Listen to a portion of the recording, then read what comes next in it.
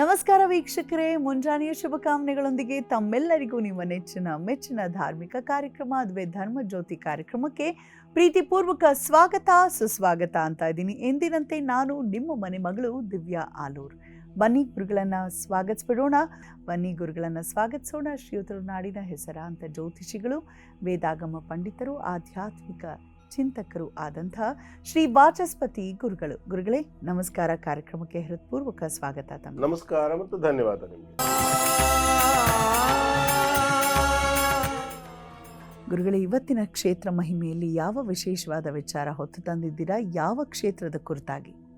ರಾಯಚೂರು ಜಿಲ್ಲೆಯ ಜಾವಳಗೇರಿ ಅನ್ನುವಂತಹ ಗ್ರಾಮದಲ್ಲಿ ಹುಟ್ಟಿ ಆನಂತರ ಇವತ್ತಿನ ಧಾರವಾಡದ ಸಮೀಪದಲ್ಲಿರ್ತಕ್ಕಂತಹ ನವಲಗುಂದದಲ್ಲಿ ತಮ್ಮ ಸಮಾಧಿಯನ್ನು ಹೊಂದಿದಂತಹ ನಾಗಲಿಂಗೇಶ್ವರ ಸ್ವಾಮಿಗಳ ಬಗ್ಗೆ ಇವತ್ತಿನ ಒಂದು ಕಾರ್ಯಕ್ರಮದಲ್ಲಿ ತಿಳ್ಕೊಳ್ಳೋಣ.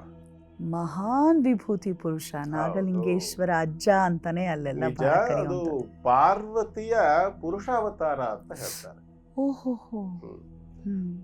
ಈ ನಾಗಲಿಂಗೇಶ್ವರ ಸ್ವಾಮಿಗಳು ಸಮಾಧಿಯನ್ನು ಹೊಂದಿರತಕ್ಕಂಥದ್ದು ನವಲಗುಂದದಲ್ಲಿ. ಇವತ್ತಲ್ಲಿ ಅವರ ಸಮಾಧಿ ಅಂತಕ್ಕಂಥದ್ದಿದೆ. ಇದೆಲ್ಲ ಸರಿ.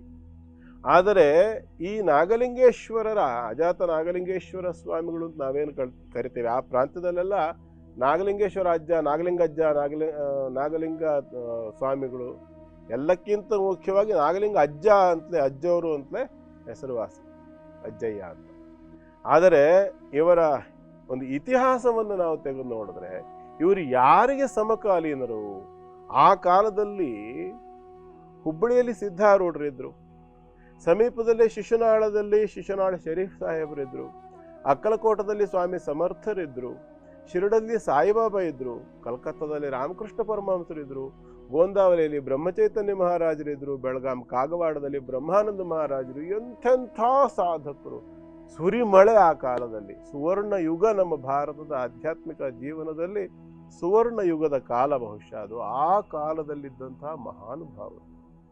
ಇದಕ್ಕೆ ಒಂದು ಹಿನ್ನೆಲೆಯಾಗಿ ಅವರ ಚರಿತ್ರೆಯಲ್ಲಿ ಏನು ಬರ್ತದೆ ಅಂತಂದ್ರೆ, ಲೋಕ ಸಂಚಾರವನ್ನು ಮಾಡ್ತಾ ಇದ್ದಂತಹ ನಾರದ ಮಹರ್ಷಿಗಳು ಕೈಲಾಸಕ್ಕೆ ಹೋದಾಗ ಕೈಲಾಸದಲ್ಲಿ ಪರಮೇಶ್ವರ ಪ್ರಶ್ನೆಯನ್ನು ಮಾಡ್ತಾನೆ. ನಾರದ, ಏನಪ್ಪ ಹೇಗಿದೆ ಭೂಲೋಕದ ವ್ಯವಸ್ಥೆ ಪರಿಸ್ಥಿತಿ ಅಂತ ಕೇಳಿದಾಗ, ಭೂಲೋಕದಲ್ಲಿ ಜನರಿಗೆ ಪಾಪದ ಆಚರಣೆ ಬಗ್ಗೆ ತುಂಬ ಆಸಕ್ತಿ ಬೆಳೀತಾ ಇದೆ ಸ್ವಾಮಿ.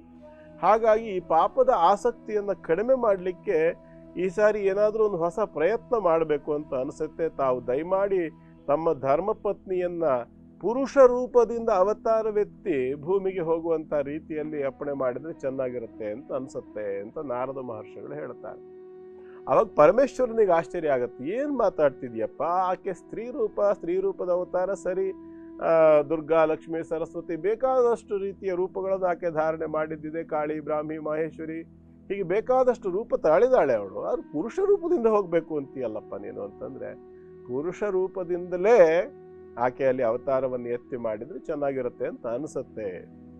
ಸರಿ ಆಯ್ತಪ್ಪ, ಹಾಗಾದ್ರೆ ಏನು ಮಾಡ್ಬೋದು, ಯೋಚನೆ ಮಾಡೋಣ ಅಂತ ಹೇಳಿ ಪಾರ್ವತಿ ಪರಮೇಶ್ವರು ಪರಸ್ಪರ ನೋಡ್ಕೊಂಡು ನಗುತ್ತಾರೆ. ಆಗ ಪಾರ್ವತಿ ದೇವಿ ಹೇಳ್ತಾಳೆ, ಆಯ್ತಪ್ಪ, ಈಗ ಮಕ್ಕಳು ಯಾವುದನ್ನ ಸಂತೋಷಿಸ್ತಾರೋ ಅದನ್ನು ಮಕ್ಕಳಿಗೆ ವ್ಯವಸ್ಥೆ ಮಾಡಿಕೊಡೋದಕ್ಕೆ ತಂದೆ ತಾಯಿಗಳಿಗೆ ನಮಗೂ ಸಂತೋಷವೇ. ಹಾಗಾಗಿ ಯಾರು ನಮ್ಮನ್ನು ಆರಾಧನೆ ಮಾಡ್ತಕ್ಕಂಥ ನಮ್ಮ ಮಕ್ಕಳು ಇದ್ದಾರಲ್ಲ, ಆ ಮಕ್ಕಳ ಅಭಿವೃದ್ಧಿಗೆ, ಅವರ ಆಧ್ಯಾತ್ಮಿಕವಾಗಿರ್ತಕ್ಕಂಥ ಚೈತನ್ಯಕ್ಕೆ, ಅದರ ಪ್ರಗತಿಗೆ ಬೇಕಾಗಿ ಏನು ಮಾಡಬೇಕು ಅದನ್ನು ಖಂಡಿತ ನಾನು ಮಾಡ್ತೇನೆ, ನನಗೇನು ಬೇಸರ ಇಲ್ಲ, ನನಗೇನಾಗಬೇಕಾಗಿದೆ ಅಂತ ಹೇಳ್ತಾಳೆ. ಪಾರ್ವತಿ ದೇವಿ ಒಪ್ಕೊಳ್ತಾಳೆ ಅಂತಕ್ಕಂಥದ್ದು. ಇದಾದ ನಂತರ ಇವತ್ತಿನ ರಾಯಚೂರು ಜಿಲ್ಲೆಯಲ್ಲಿ ಬರತಕ್ಕಂಥ ಜಾವಳಗೇರಿ ಅನ್ನುವಂಥ ಊರಿನಲ್ಲಿ ವಿಶ್ವಕರ್ಮ ಸಮಾಜದ ಮೌನೀಶ ಅಥವಾ ಮೌನಾಚಾರ್ಯ ಅಂತಕ್ಕಂತಹ ವ್ಯಕ್ತಿ, ಆಕೆಯ ವಿಶ್ವಕರ್ಮ ಸಮಾಜದ ಮೌನೀಶಾಚಾರ್ಯ ಅಂತಕ್ಕಂಥ ವ್ಯಕ್ತಿ ಮತ್ತು ಆ ವ್ಯಕ್ತಿಯ ಪತ್ನಿ ಆಗಿರ್ತಕ್ಕಂಥ ನಾಗಲಾಂಬಿಕೆ, ಇವರಿಗೆ ಈಗಾಗಲೇ 3 ಜನ ಮಕ್ಕಳಿರ್ತಾರೆ. ಪುನಃ ಒಂದು ದಿನ ಏನಾಗ್ತದೆ, ಮೌನಾಚಾರ್ಯರಿಗೆ ಸ್ವಪ್ನ ಆಗುತ್ತೆ. ಆ ಸ್ವಪ್ನದಲ್ಲಿ ಪಾರ್ವತಿ ದೇವಿ ಕಾಣಿಸ್ಕೊಳ್ತಾಳೆ. ಪಾರ್ವತಿ ದೇವಿ ಕಾಣಿಸ್ಕೊಂಡು ಆತನಿಗೆ ಹೇಳ್ತಾಳೆ, ಅಪ್ಪ, ನಿನ್ನ ಮನೆಯಲ್ಲಿ ನಾನು ಪುರುಷ ರೂಪದಿಂದ ಸದ್ಯದಲ್ಲೇ ಅವತಾರ ತಗೊಳ್ಳಿದ್ದೀನಿ ಅಂತೇಳಿ, ಅವತಾರವನ್ನು ಎತ್ತೊಳಿದ್ದೇನೆ ಅಂತ ಹೇಳ್ತಾಳೆ. ಬೆಳಗಿನ ಜಾವದಲ್ಲಿ ಬಿದ್ದಂಥ ಈ ಕನಸಿಂದ ಅವನಿಗೆ ಬಹಳ ಸಂತೋಷ ಆಗ್ಬಿಡತ್ತೆ ಮೌನಾಚಾರ್ಯರಿಗೆ. ಮತ್ತು ಅವ್ರೇನು ಮಾಡ್ತಾರೆ, ಪಕ್ಕದಲ್ಲಿ ಮಲಗಿದ್ದಂತಹ ಪತ್ನಿಯನ್ನು ಎಬ್ಬಿಸಿ ನನಗೆ ಈ ಥರ ಕನಸಾಯಿತು ಅಂತ ಹೇಳ್ತಾರೆ. ಆಕೆ ಕೂಡ ಬಹಳ ಸಂತೋಷ ಪಡ್ತಾಳೆ ನಾಗಲಾಂಬಿಕಾ ದೇವಿ. ಆಕೆ ಏನು ಮಾಡ್ತಾಳೆ, ಅವಳಿಗೂ ಸಹ ಅದೇ ಥರದ ಸ್ವಪ್ನ ಬಿದ್ದಿರತ್ತೆ. ಏನು ಸ್ವಪ್ನ ಅಂತಂದರೆ, ಪಾರ್ವತಿ ದೇವಿ ಬಂದು ನಾನು ನಿನ್ನ ಗರ್ಭದಲ್ಲಿ ಪುರುಷ ರೂಪದಿಂದ ಅವತಾರ ತಾಳ್ತೇನೆ ಹೇಳಿ ಗರ್ಭವನ್ನು ಹೊಕ್ಕ ರೀತಿಯಲ್ಲಿ, ಗರ್ಭದಲ್ಲಿ ಸೇರಿಕೊಂಡ ರೀತಿಯಲ್ಲಿ ಆಕೆಗೆ ಒಂದು ಸ್ವಪ್ನ ಆಗಿರ್ತದೆ. ಬೆಳಗಿನ ಜಾವದಲ್ಲಿ ಬಿದ್ದ ಸ್ವಪ್ನ, ಅದು ಸತ್ಯವಾಗ್ತದೆ ಅಂತಕ್ಕಂಥ ಮಾತು. ಹಾಗಾಗಿ ಆಕೆಗೂ ಕೂಡ ಬಹಳ ಸಂತೋಷವಾಗ್ತದೆ. ಇದಾಗಿ 10 ತಿಂಗಳ ನಂತರದಲ್ಲಿ ಒಂದು ಗಂಡು ಮಗುವಿನ ಜನನವಾಗುತ್ತೆ. ಹೇಗಿದೆ ನೋಡಿ, ಎಲ್ಲ ಕಡೆಯಲ್ಲಿ ನಾವು ಪುರುಷ ರೂಪದ ದೇವರು ಪುರುಷ ರೂಪದಿಂದಲೇ ಅವತಾರವನ್ನು ಎತ್ತಿದ್ದನ್ನು ಕಾಣುತ್ತೇವೆ. ಕೃಷ್ಣ, ರಾಮ, ನರಸಿಂಹ, ವರಾಹ, ವಾಮನ ಎಲ್ಲ ಅವತಾರಗಳು ಅಷ್ಟೇ ಮಹಾವಿಷ್ಣು ಎತ್ತಿದ್ದು ಅಂತಕ್ಕಂಥದ್ದು, ಮತ್ತು ಎಲ್ಲ ಪುರುಷ ಅವತಾರವೇನೆ. ಇಲ್ಲಿ ಹಂಗಲ್ಲ, ಸ್ತ್ರೀ ರೂಪದವಳು ಪಾರ್ವತಿ ಪುರುಷ ರೂಪದ ಶಿಶುವಿನ ರೂಪದಲ್ಲಿ ಮೌನಾಚಾರ್ಯ ಮತ್ತು ನಾಗಲಾಂಬಿಕಾ ದಂಪತಿಗಳಿಗೆ 4ನೆಯ ಸಂತತಿಯಾಗಿ ಜನ್ಮ ತಾಳ್ತಾರೆ. ಇದಾದ ನಂತರದಲ್ಲಿ ಚಿಕ್ಕ ವಯಸ್ಸಿನಲ್ಲೇ 5ನೇ ವಯಸ್ಸಿನಲ್ಲೇನೆ ಅವರನ್ನು ಪಾಠಶಾಲೆಗೆ ಸೇರಿಸಲಾಗತ್ತೆ. 5ನೇ ವಯಸ್ಸಿನಲ್ಲಿ ಪಾಠಶಾಲೆಗೆ ಸೇರಿಸಿದ್ರೆ ಧೂಳಾಕ್ಷರವನ್ನು ಬರೆಸ್ತಕ್ಕಂಥದ್ದು. ಆಗಿನೆಲ್ಲ ಪದ್ಧತಿ ಹಾಗೆ. ಈಗೆಲ್ಲ ಕಂಪ್ಯೂಟರ್, ಮೊಬೈಲ್ ಎಲ್ಲದು ಬಂದಿದೆ. ಈಗೆಲ್ಲ 3 ತಿಂಗಳು 6 ತಿಂಗಳು ಮಕ್ಕಳಿಗೆ ಮೊಬೈಲ್ ಸೌಂಡ್ ಕೇಳ್ಕೊಂಡು ಕಿವಿ ನಾಟಕಾಗತ್ತೆ, ಕಣ್ಣು ಚುರುಕಾಗತ್ತೆ. ಅವತ್ತು ಹಾಗಿರ್ಲಿಲ್ವಲ್ಲ. ಅವತ್ತಿನ ಪದ್ಧತಿ ಏನಪ್ಪ ಅಂತಂದ್ರೆ, ತೆಳ್ಳಗಿರ್ತಕ್ಕಂಥ ಕಲ್ಲಿನ ಹಲಗೆಗೆ 4 ಭಾಗದಲ್ಲಿ ಮರದ ಒಂದು ಚೌಕಟ್ಟನ್ನು ಹಾಕಿ ಸ್ಲೇಟು ಅಂತ ಹೇಳುವಂಥ ರೀತಿಯಲ್ಲಿ ಇತ್ತು. ಅದರ ಮೇಲೆ ಒಂದು ಸೀಸದ ಕಡ್ಡಿ ಅಥವಾ ಈ ಬಳಪದ ಕಲ್ಲನ್ನು ಕತ್ತರಿಸಿ ಅದನ್ನು ಬಳಪದ ಕಡ್ಡಿ ಅಂತ ಹೇಳಿ ಮಾಡಿಬಿಟ್ಟು ಅದರಿಂದ ಬರೆಸ್ತಕ್ಕಂಥ ವ್ಯವಸ್ಥೆ. ಆದರೆ ಅದಕ್ಕಿಂತ ಮೊದಲು ಧೂಳಾಕ್ಷರವನ್ನು ಬರೀತಕ್ಕಂಥದ್ದು, ಅಂದರೆ ಸ್ವಲ್ಪ ಮರಳನ್ನು ತಂದು ಹಾಕಿ ಅಥವಾ ಧೂಳನ್ನು ತಂದು ಹಾಕಿ ತೆಳ್ಳಗೆ ಅದರ ಮೇಲೆ ಬೆರಳಿನಿಂದ ಬರೆಸ್ತಕ್ಕಂಥದ್ದು ಪದ್ಧತಿ ಇತ್ತು. ಇದರಲ್ಲಿ ಮೊಟ್ಟ ಮೊದಲನೇ ಬಾರಿ ಓಂಕಾರವನ್ನು ಬರೆಸ್ತಕ್ಕಂಥದ್ದು ಇತ್ತು. ಹಾಗೆ ಓಂಕಾರವನ್ನು ಬರೆಸಿದಾಗ ಬರಿಯಪ್ಪ ಓಂ ಅಂತ ಹೇಳಿದ್ರೆ ಇವರೇನು ಮಾಡ್ತಾರೆ, ನಾಗಲಿಂಗ ಮಹಾಸ್ವಾಮಿಗಳು, ಇನ್ನು 5 ವರ್ಷದ ಮಗು, ಆ ಗುರುಗಳಲ್ಲಿ ಕೇಳ್ತಾರೆ, ಸ್ವಾಮಿ ಓಂಕಾರದ ಅರ್ಥ ನಂಗೆ ಹೇಳಿ ನೀವು, ಆವಾಗ ನಾನು ಬರಿತೀನಿ ಅಂತ. ಆಶ್ಚರ್ಯ ಆಗ್ಬಿಡುತ್ತೆ, ಈ 5 ವರ್ಷದ ಮಗು ಓಂಕಾರದ ಅರ್ಥ ಕೇಳುತ್ತಲ್ಲ ಅಂತ ಹೇಳಿ. ನಿನಗೇನು ಗೊತ್ತು ಹೇಳಪ್ಪ ಅಂತಾರೆ. ಓಂಕಾರ ಅಂದರೆ ಅಕಾರ, ಉಕಾರ, ಮಕಾರ 3 ಅಕ್ಷರಗಳು ಸೇರಿ ಓಂಕಾರ ಆಗಿರತಕ್ಕಂಥದ್ದು. ಇದು ಸೃಷ್ಟಿ, ಸ್ಥಿತಿ, ಸಂಹಾರಗಳನ್ನು ಸೂಚಿಸ್ತಕ್ಕಂಥದ್ದು. ಬ್ರಹ್ಮ, ವಿಷ್ಣು, ರುದ್ರ ಸೂಚಕವಾಗಿರ್ತಕ್ಕಂಥದ್ದು. ಭೂಹು, ಭುವಃ, ಸುವಹ 3 ಲೋಕಗಳ ಸೂಚಕವಾಗಿರ್ತಕ್ಕಂಥದ್ದು. ಇಚ್ಛಾಶಕ್ತಿ, ಜ್ಞಾನಶಕ್ತಿ, ಕ್ರಿಯಾಶಕ್ತಿ ಸೂಚಕವಾಗಿರ್ತಕ್ಕಂಥದ್ದು. ಕಾಳಿ, ಲಕ್ಷ್ಮಿ, ಸರಸ್ವತಿ ಸೂಚಕವಾಗಿರ್ತಕ್ಕಂಥದ್ದು. ಧರ್ಮ, ಅರ್ಥ, ಕಾಮ ಸೂಚಕವಾಗಿರ್ತಕ್ಕಂಥದ್ದು. ಹೀಗೆಲ್ಲ ವಿವರಣೆಯನ್ನು ಕೊಟ್ಟಿದ್ದನ್ನು ನೋಡಿ ಬಹಳ ಸಂತೋಷ ಆಗತ್ತೆ.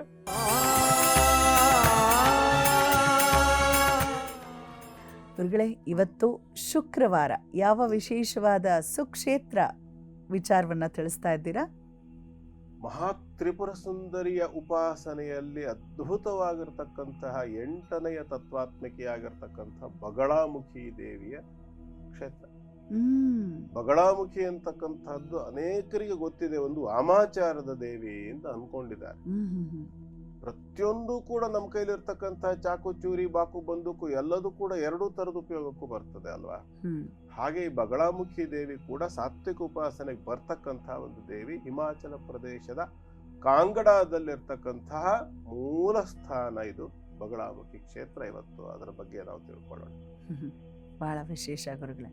ಈ ಬಗಳಾಮುಖಿ ಕ್ಷೇತ್ರದ ವಿಶೇಷತೆ ಏನಪ್ಪಾ ಅಂತಂದ್ರೆ, ಈ ದೇವಿ ಅಂತಕ್ಕಂಥವಳು ಇವಳು ದಶವಿದ್ಯೆಯಲ್ಲಿ ಬರ್ತಕ್ಕಂಥದ್ದವಳು.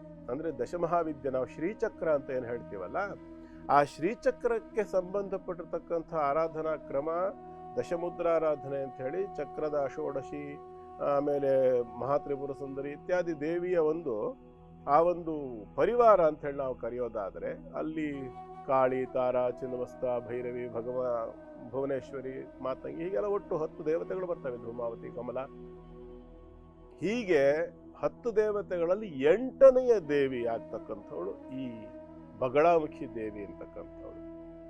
ಈ ಬಗಳಾಮುಖಿ ದೇವಿಯ ಆವಿರ್ಭಾವ ಹೇಗಾಯಿತು ಅಂತ ಅದಕ್ಕೆ ಸಂಬಂಧಪಟ್ಟಂತೆ ಒಂದು ಕಥೆ ಬರ್ತದೆ. ಇದು ಶ್ರೀವಿದ್ಯಾದಲ್ಲೇ ಬರ್ತಕ್ಕಂಥದ್ದು, ತಂತ್ರಸಾರದಲ್ಲಿರುವಂಥ ವಿಚಾರ.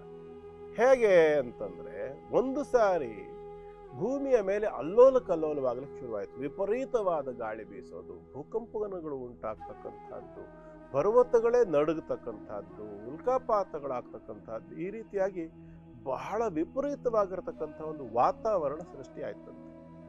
ಹಾಗೆ ಸೃಷ್ಟಿಯಾದಂತಹ ಸಂದರ್ಭದಲ್ಲಿ ಈ ಜಗತ್ತನ್ನು ಪಾಲನೆ ಮಾಡಬೇಕಾಗಿದ್ದಂಥ ಜವಾಬ್ದಾರಿ ಮಹಾವಿಷ್ಣುವಿನದ್ದು. ಅವನೇನು ಮಾಡ್ತಾನೆ, ಇದಕ್ಕೆಲ್ಲ ಸರಿಯಾದ ರೀತಿ ವ್ಯವಸ್ಥೆ ಮಾಡಬೇಕು ಅನ್ನೋ ಅಪೇಕ್ಷೆಯಿಂದ ಆದಿಶಕ್ತಿಯನ್ನು ಉಪಾಸನೆ ಮಾಡಲಿಕ್ಕೋಸ್ಕರವಾಗಿ ಸೌರಾಷ್ಟ್ರ ಪ್ರದೇಶದಲ್ಲಿ, ಭೂಮಿಯ ಸೌರಾಷ್ಟ್ರ ದೇಶ ಅಂತಕ್ಕಂಥ ಜಾಗ, ನಾವು ಹೇಳ್ತೇವಲ್ಲ ಒಟ್ಟು 56 ದೇಶಗಳಿದ್ದು, ಅಂಗ ವಂಗ ಕಳಿಂಗ ಕಾಂಬೋಜ ಕುಂತಳ ಮಾಳವ ಸೌರಾಷ್ಟ್ರ ವಿದರ್ಭ ಗುರ್ಜರ ಲಾಟ ಲೂಟ ಚೋಳ ಚೇರ ಪಾಂಡ್ಯ, ಹೀಗೆಲ್ಲ ಒಟ್ಟು 56 ದೇಶಗಳಿದ್ದು ಅಂತ ಹೇಳ್ತಾರೆ. ಇದರಲ್ಲಿ ಒಂದು ದೇಶ ಆಗಿದ್ದಂಥದ್ದು ಸೌರಾಷ್ಟ್ರ. ಇವತ್ತು ಯಾವ ಜಾಗವನ್ನು ನಾವು ಗುಜರಾತ್ ಅಂತ ಕರಿತೇವೆ, ಇದು ಸೌರಾಷ್ಟ್ರ, ಸೋಮನಾಥ ಅನ್ನೋ ಜ್ಯೋತಿರ್ಲಿಂಗ ಇರತಕ್ಕಂಥ ಪ್ರದೇಶ. ಆ ಭಾಗಕ್ಕಾಗಿ ಬಂದಂತಹ ಮಹಾವಿಷ್ಣು ಅಲ್ಲಿರ್ತಕ್ಕಂಥ ಹರಿದ್ರಾ ಸರೋವರ ಅಂತಕ್ಕಂಥ ಒಂದು ಸರೋವರದ ದಂಡೆಯ ಮೇಲೆ ಆತ ಏನ್ ಮಾಡ್ತಾನೆ ಅಂತಂದ್ರೆ ಆದಿಶಕ್ತಿಯನ್ನು ಕುರಿತು ಕಠೋರವಾಗಿರತಕ್ಕಂಥ ತಪಸ್ಸನ್ನ ಮಾಡ್ತಾನೆ. ಅಂಥ ತಪಸ್ಸಿನಿಂದ ಸಂತುಷ್ಟಳಾದಂಥ ಆದಿಶಕ್ತಿ ಆ ಹರಿದ್ರಾ ಸರೋವರದ ನೀರಿನಿಂದ ಮೇಲೆದ್ದು ಬರ್ತಾಳೆ. ಹೆಸರೇ ಹರಿದ್ರಾ ಸರೋವರ ಅಂತ, ಹಳದಿ ಬಣ್ಣದ ನೀರಿಂದ ತುಂಬಿಕೊಂಡಿದ್ದಂಥದ್ದು. ಅದರಿಂದ ಎದ್ದು ಬಂದಂಥ ಆಕೆಯ ಶರೀರ, ಅಂಗಾಂಗಗಳು, ಆಭರಣಗಳು, ಬಟ್ಟೆ ಪ್ರತಿಯೊಂದು ಕೂಡ ಸಂಪೂರ್ಣ ಹರಿದ್ರಾಮಯ, ಅಂದ್ರೆ ಸಂಪೂರ್ಣ ಹಳದಿ ಬಣ್ಣ, ಬಂಗಾರದ ವರ್ಣ. ಆ ಬಣ್ಣದಿಂದ ಕಂಗೊಳಿಸ್ತಾ ಆಕೆ ಬಂದವಳನ್ನ ಪ್ರಾರ್ಥನೆ ಮಾಡಿದಂತಹ ಮಹಾವಿಷ್ಣು ಹೇಳ್ತಾನೆ, ಭೂಮಿಯ ಮೇಲೆ ಆಗಿರ್ತಕ್ಕಂಥ ಎಲ್ಲ ಅವಘಡಗಳೆಲ್ಲವೂ ಕೂಡ ಸ್ತಂಭಿಸಬೇಕು, ಸ್ತಂಭನವಾಗಬೇಕು ಅಂತ ಹೇಳಿ ಪ್ರಾರ್ಥನೆ ಮಾಡ್ಕೊಳ್ತಾನೆ ಮಹಾವಿಷ್ಣು. ತಥಾಸ್ತು ಅಂತ ಹೇಳಿ ಆಕೆ ಏನು ಮಾಡ್ತಾಳೆ, ತನ್ನ ಅಸ್ತ್ರ ಪ್ರಯೋಗವನ್ನು ಮಾಡ್ತಾಳೆ. ಆ ಪ್ರಯೋಗದ ಫಲವಾಗಿ ಕಂಪಿಸ್ತಕ್ಕಂಥ ಪರ್ವತಗಳು, ಬೀಸ್ತಕ್ಕಂಥ ಚಂಡಮಾರುತಗಳು, ಬೀಳ್ತಕ್ಕಂಥ ಉಲ್ಕಾಪಾತಗಳು ಎಲ್ಲವೂ ಕೂಡ ಸ್ತಂಭನವಾಗಿ ಶಾಂತಿ ನೆಲೆಸಿತು. ಈ ರೀತಿಯಾಗಿ ಅವಳ ಆವಿರ್ಭಾವ ಆರಂಭದಲ್ಲಿ ಆಯಿತು. ಆ ನಂತರದಲ್ಲಿ ತಂತ್ರಸಾರದಲ್ಲಿ ಶಾಕ್ತ ಪರಂಪರೆಯಲ್ಲಿ ಪರಮೇಶ್ವರನಿಂದ ಬಂದಿರತಕ್ಕಂಥ ಶಾಕ್ತ ಪರಂಪರೆಯಲ್ಲಿ ಬಂದಂಥ ಈ ದಶಮುದ್ರಾರಾಧನೆ ಅಥವಾ ಒಂದು ದಶಮಹಾವಿದ್ಯಾ ಅಂತ ಹೇಳ್ತಾರೆ, ಇದರಲ್ಲಿ 8ನೆಯ ದೇವಿಯಾಗಿ ಈ ಬಗಳಾಮುಖಿಯನ್ನು ಕೂಡ ತಗೊಂಡ್ರು. ಈ ಬಗಳಾಮುಖಿ ವಾಸ್ತವಾಂಶ ಮಂತ್ರವಾದದ ದೇವತೆ, ತಾಂತ್ರಿಕ ದೇವತೆ ಕೂಡ ಹೌದು, ಸ್ತಂಭನದ ದೇವತೆ ಅಂತ ಕೂಡ ಇವಳನ್ನು ಕರೀತಾರೆ. ಯಾಕಾಗಿ ಅಂತಂದ್ರೆ ದುಷ್ಟರಿಂದ, ದುರುಳರಿಂದ ಕಳ್ಳತನಗಳು ಆಗ್ತಾ ಇದ್ದಂಥ ಸಂದರ್ಭ, ದೊಡ್ಡ ದೊಡ್ಡ ಪಟ್ಟಣಗಳಲ್ಲಿ ದೊಡ್ಡ ದೊಡ್ಡ ಶ್ರೀಮಂತರುಗಳೆಲ್ಲರೂ ಕೂಡ ಸಾಕಷ್ಟು ಸಂಪತ್ತನ್ನ ಸಂಪಾದನೆ ಮಾಡಿ ಕಷ್ಟಪಟ್ಟು ದುಡಿದು ಅದನ್ನ ಒಂದು ಕಡೆಯಲ್ಲಿ ಇಟ್ಕೊಂಡಿದ್ರೆ, ಅಥವಾ ರೈತಾಪಿ ಜನರು ತೋಟದಲ್ಲಿ ಅಥವಾ ಹೊಲಗಳಲ್ಲಿ ತಮ್ಮ ಒಂದು ಫಸಲನ್ನ ಬೆಳೆದು ತುಂಬಾ ಚೆನ್ನಾಗಿ ಬಂದಿದೆ ಈ ಬಾರಿ ಫಸಲು ಅಂತ ಖುಷಿಯಾಗಿರ್ತಕ್ಕಂಥ ಸಂದರ್ಭ, ಕಳ್ಳರು ಬಂದು ಕಟಾವು ಮಾಡ್ಕೊಂಡು ಹೋಗ್ತಕ್ಕಂಥದ್ದು ಇತ್ಯಾದಿ ದರೋಡೆ ಲೂಟಿಯನ್ನು ಮಾಡ್ತಕ್ಕಂಥದ್ದು ನಡೀತಾ ಇದ್ದಾಗ, ಅಂಥ ಒಂದು ವ್ಯಕ್ತಿಗಳ ಸ್ತಂಭನಕ್ಕೋಸ್ಕರವಾಗಿ ಅವಳಿಗೆ ಒಂದು ಪ್ರಾಂತ್ಯದ ಆಡಳಿತವನ್ನು ಕೊಟ್ಟು ಈ ಪ್ರಾಂತ್ಯವನ್ನ ರಕ್ಷಿಸಬೇಕು ಅನ್ನೋ ಜವಾಬ್ದಾರಿಯನ್ನು ಕೊಡ್ಲಿಕ್ಕಾಗಿ ಸೃಷ್ಟಿಯಾದಂಥ ಒಂದು ದೈವಿಕ ಶಕ್ತಿ ಇದೆ. ಆಗ ಅಲ್ಲಿ ನಡೀತಾ ಇರತಕ್ಕಂಥ ಆ ಒಂದು ತನ್ನ ವಸ್ತುಗಳನ್ನ, ಆ ಕಳ್ಳತನ ಆಗ್ತಕ್ಕಂಥದ್ದನ್ನ ಬಚಾವ್ ಮಾಡ್ಲಿಕ್ಕಾಗಿ ಒಂದು ತಾಂತ್ರಿಕವಾಗಿ ದೇವತೆಯ ಉಪಾಸನೆ ಅಂತಕ್ಕಂಥದ್ದು ಬಂತು. ದುಷ್ಟರನ್ನ ಸ್ತಂಭಿಸಲಿಕ್ಕೋಸ್ಕರವಾಗಿ ಬಂದಂಥ ಸ್ವರೂಪ. ವಾಸ್ತವಾಂಶ ಇವತ್ತು ಹಿಮಾಚಲ ಪ್ರದೇಶದ ಕಾಂಗ್ಡಾದಲ್ಲಿರ್ತಕ್ಕಂಥ ಈ ಬಗಳಾಮುಖಿಯ ಸನ್ನಿಧಾನ ಅಂತಕ್ಕಂಥದ್ದು ರಾವಣ ಪ್ರತಿಷ್ಠೆ ಅಂತ ಕೂಡ ಒಂದು ಇತಿಹಾಸ ಹೇಳುತ್ತೆ. ಕಾರಣ ಮಹಾನ್ ತಪಸ್ವಿಯಾಗಿದ್ದ, ಮಹಾನ್ ವಿದ್ಯಾವಂತ ಆಗಿದ್ದ. ಸುಂದರಕಾಂಡದಲ್ಲಿ ಸ್ವತಃ ಹನುಮಂತ ಹೇಳ್ತಾನೆ, ಅಹೋರೂಪ ಮಹೋ ತೇಜ ಅಹೋಬಲ ಮಹೋದ್ಯುತಿ ಅಹೋ ರಾಕ್ಷಸ ರಾಜಸ್ಯ ಸರ್ವಲಕ್ಷಣ ಯುಕ್ತತಾ. ಅವನು ಹೇಳ್ತಾನೆ ಹನುಮಂತ, ಏನು ಬಲ ಇವನು, ಏನು ಧೃತಿ, ಏನು ಧೈರ್ಯ, ಏನು ಸಾಮರ್ಥ್ಯ, ಏನು ಇವನು ತೇಜಸ್ಸು, ಓಜಸ್ಸು, ವರ್ಚಸ್ಸು ಎಷ್ಟಿದೆ ಇವನಿಗೆ. ಹನುಮಂತ ಹೇಳ್ತಾನೆ, ಅಷ್ಟು ಪ್ರಖ್ಯಾತನೂ ಹೌದು, ಬಲಿಷ್ಠನೂ ಹೌದು, ಅದರಲ್ಲಿ ಏನು ಸಂಶಯ ಇಲ್ಲ. ಇದಿಷ್ಟನ್ನೇ ನಾವು ಯೋಚನೆ ಮಾಡ್ತೀವಿ, ಮುಂದಿಂದೂ ಯೋಚನೆ ಮಾಡ್ಬೇಕಲ್ವಾ. ಮುಂದೇನು ಹೇಳ್ತಾನೆ ಹನುಮಂತ, ಯದ್ಯಧರ್ಮೀ ನ ಬಲವಾನ್ ಸ್ಯಾದಿಯಂ ರಾಕ್ಷಸೇಶ್ವರ. ಇವನೇನಾದರೂ ಒಂದೊಮ್ಮೆ ಅಧರ್ಮಿ ಅಲ್ಲ ಅಂತ ಆಗಿದ್ದಿದ್ದರೆ, ಸ್ಯಾದಿಯಂ ರಾಕ್ಷಸೇಶ್ವರ, ಈ ರಾಕ್ಷಸರ ರಾಜ ಅಧರ್ಮಿ ಅಲ್ಲ ಅಂತೇಳಿ ಆಗಿದ್ರೆ, ಸ್ಯಾದಿಯಂ ಸುರಲೋಕಸ್ಯ ಸಶಕ್ರಸ್ಯಾಪಿ ರಕ್ಷಿತ, ಇಂದ್ರನನ್ನ ರಕ್ಷಣೆ ಮಾಡುವಷ್ಟರ ಮಟ್ಟಿಗೆ ಇವನಿಗೆ ಸಾಮರ್ಥ್ಯ ಇದೆ, ಅಂಥ ಸಾಮರ್ಥ್ಯಶಾಲಿ ಇವನು.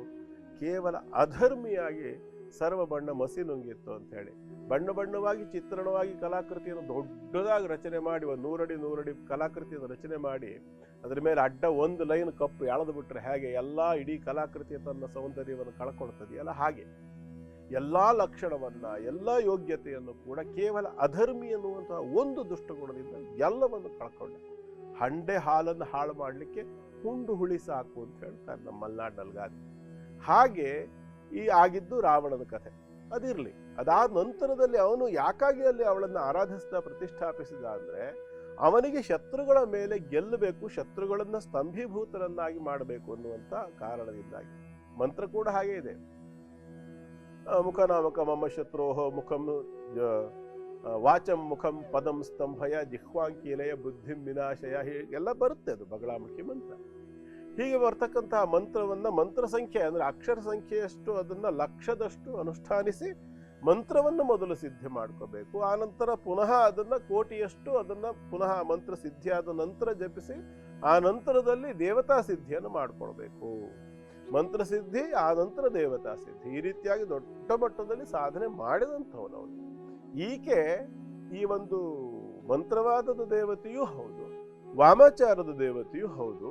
ಇದು ಶಾಕ್ತ ಪರಂಪರೆಯಲ್ಲಿ ಯಾರು ಇದನ್ನ ಅನುಷ್ಠಾನಿಸ್ತಾರೆ, ಯಾರು ಇದನ್ನ ಆಶ್ರಯಿಸ್ತಾರೆ, ಅವರಿಗೆ ಅವರ ಎಲ್ಲ ಶತ್ರುಗಳ ವಿರುದ್ಧವಾಗಿ ಗೆಲ್ಲಲಿಕ್ಕೆ ಮತ್ತು ಮುಖ್ಯವಾಗಿ ಶತ್ರುಗಳ ಮುಖ ಸ್ತಂಭನ ಮಾಡಲಿಕ್ಕಾಗಿ ಇರ್ತಕ್ಕಂಥ ಒಂದು ದೇವಿ ಸ್ವರೂಪ.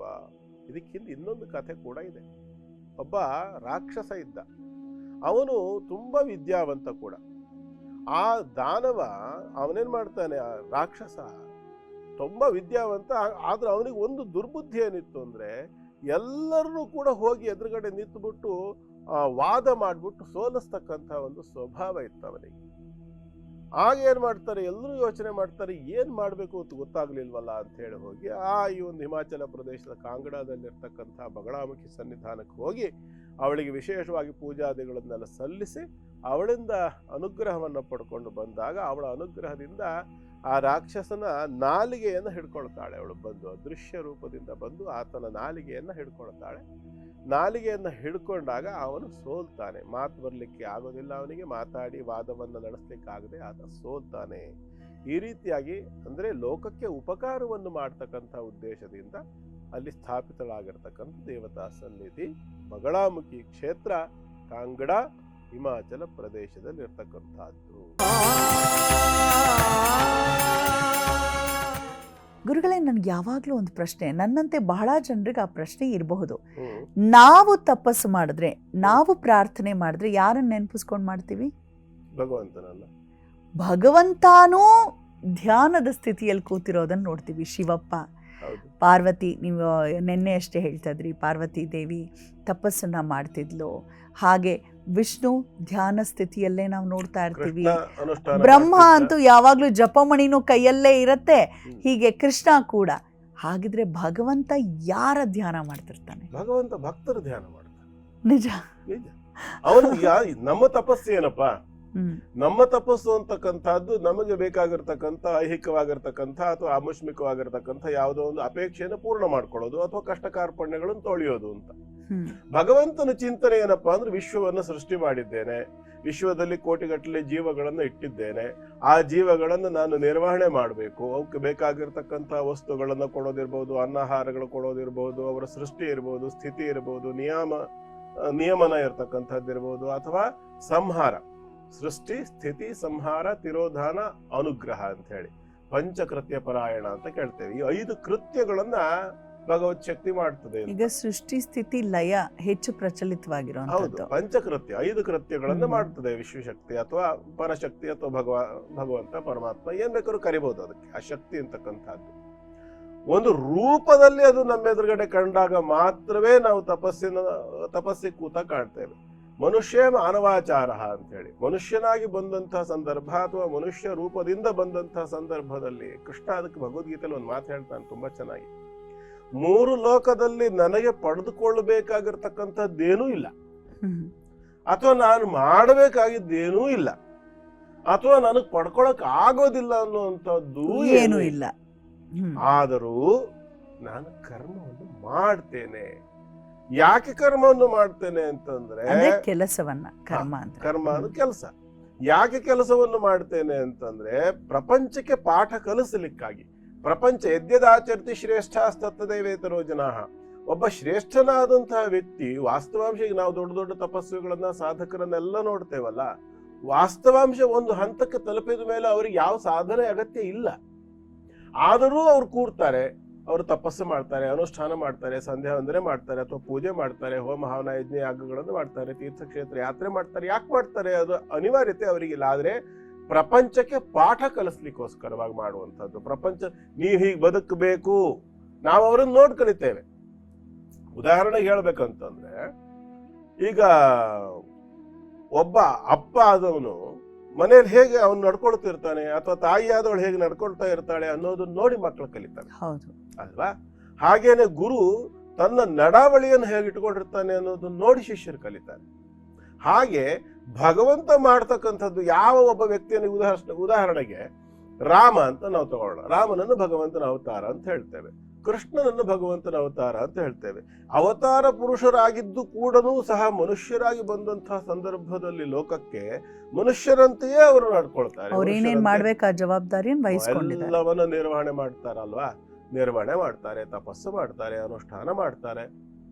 ಕೃಷ್ಣ ನಿತ್ಯ ಅಗ್ನಿಹೋತ್ರ ಮಾಡ್ತಿದ್ದ ಅಂತ ಬರ್ತದೆ ಭಾಗವತದಲ್ಲಿ. ತ್ರಿಕಾಲದಲ್ಲಿ ಅವನು ಸಂಧ್ಯಾ ವಂದನೆ ಮಾಡ್ತಿದ್ದ.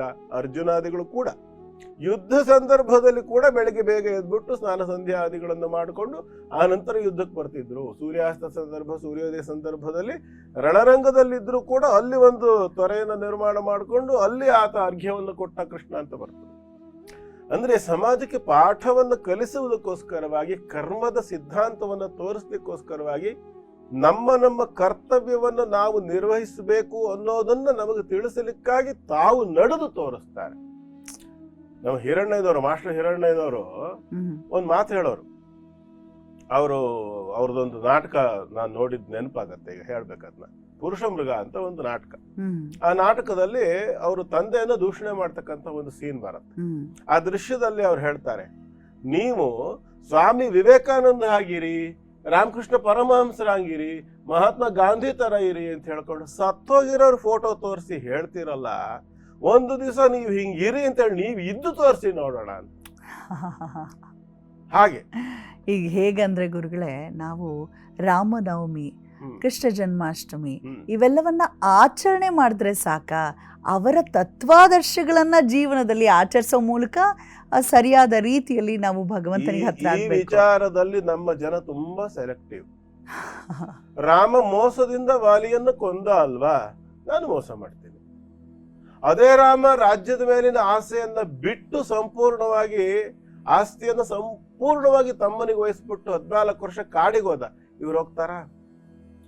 ಒಂದೂವರೆ ಅಡಿ ಜಾಗಕ್ಕೋಸ್ಕರವಾಗಿ ಕೋರ್ಟಿಗೆ ಹೋಗಿ ಕೇಸ್ ಹಾಕೊಂಡು ಗಲಾಟೆ ಮಾಡ್ಕೊಳ್ತಾರೆ. ನಮ್ಮ ಊರಿನಲ್ಲಿ ನಡೆದಿದ್ದ ಒಂದು ಘಟನೆ ಬಹಳ ಚೆನ್ನಾಗಿದೆ.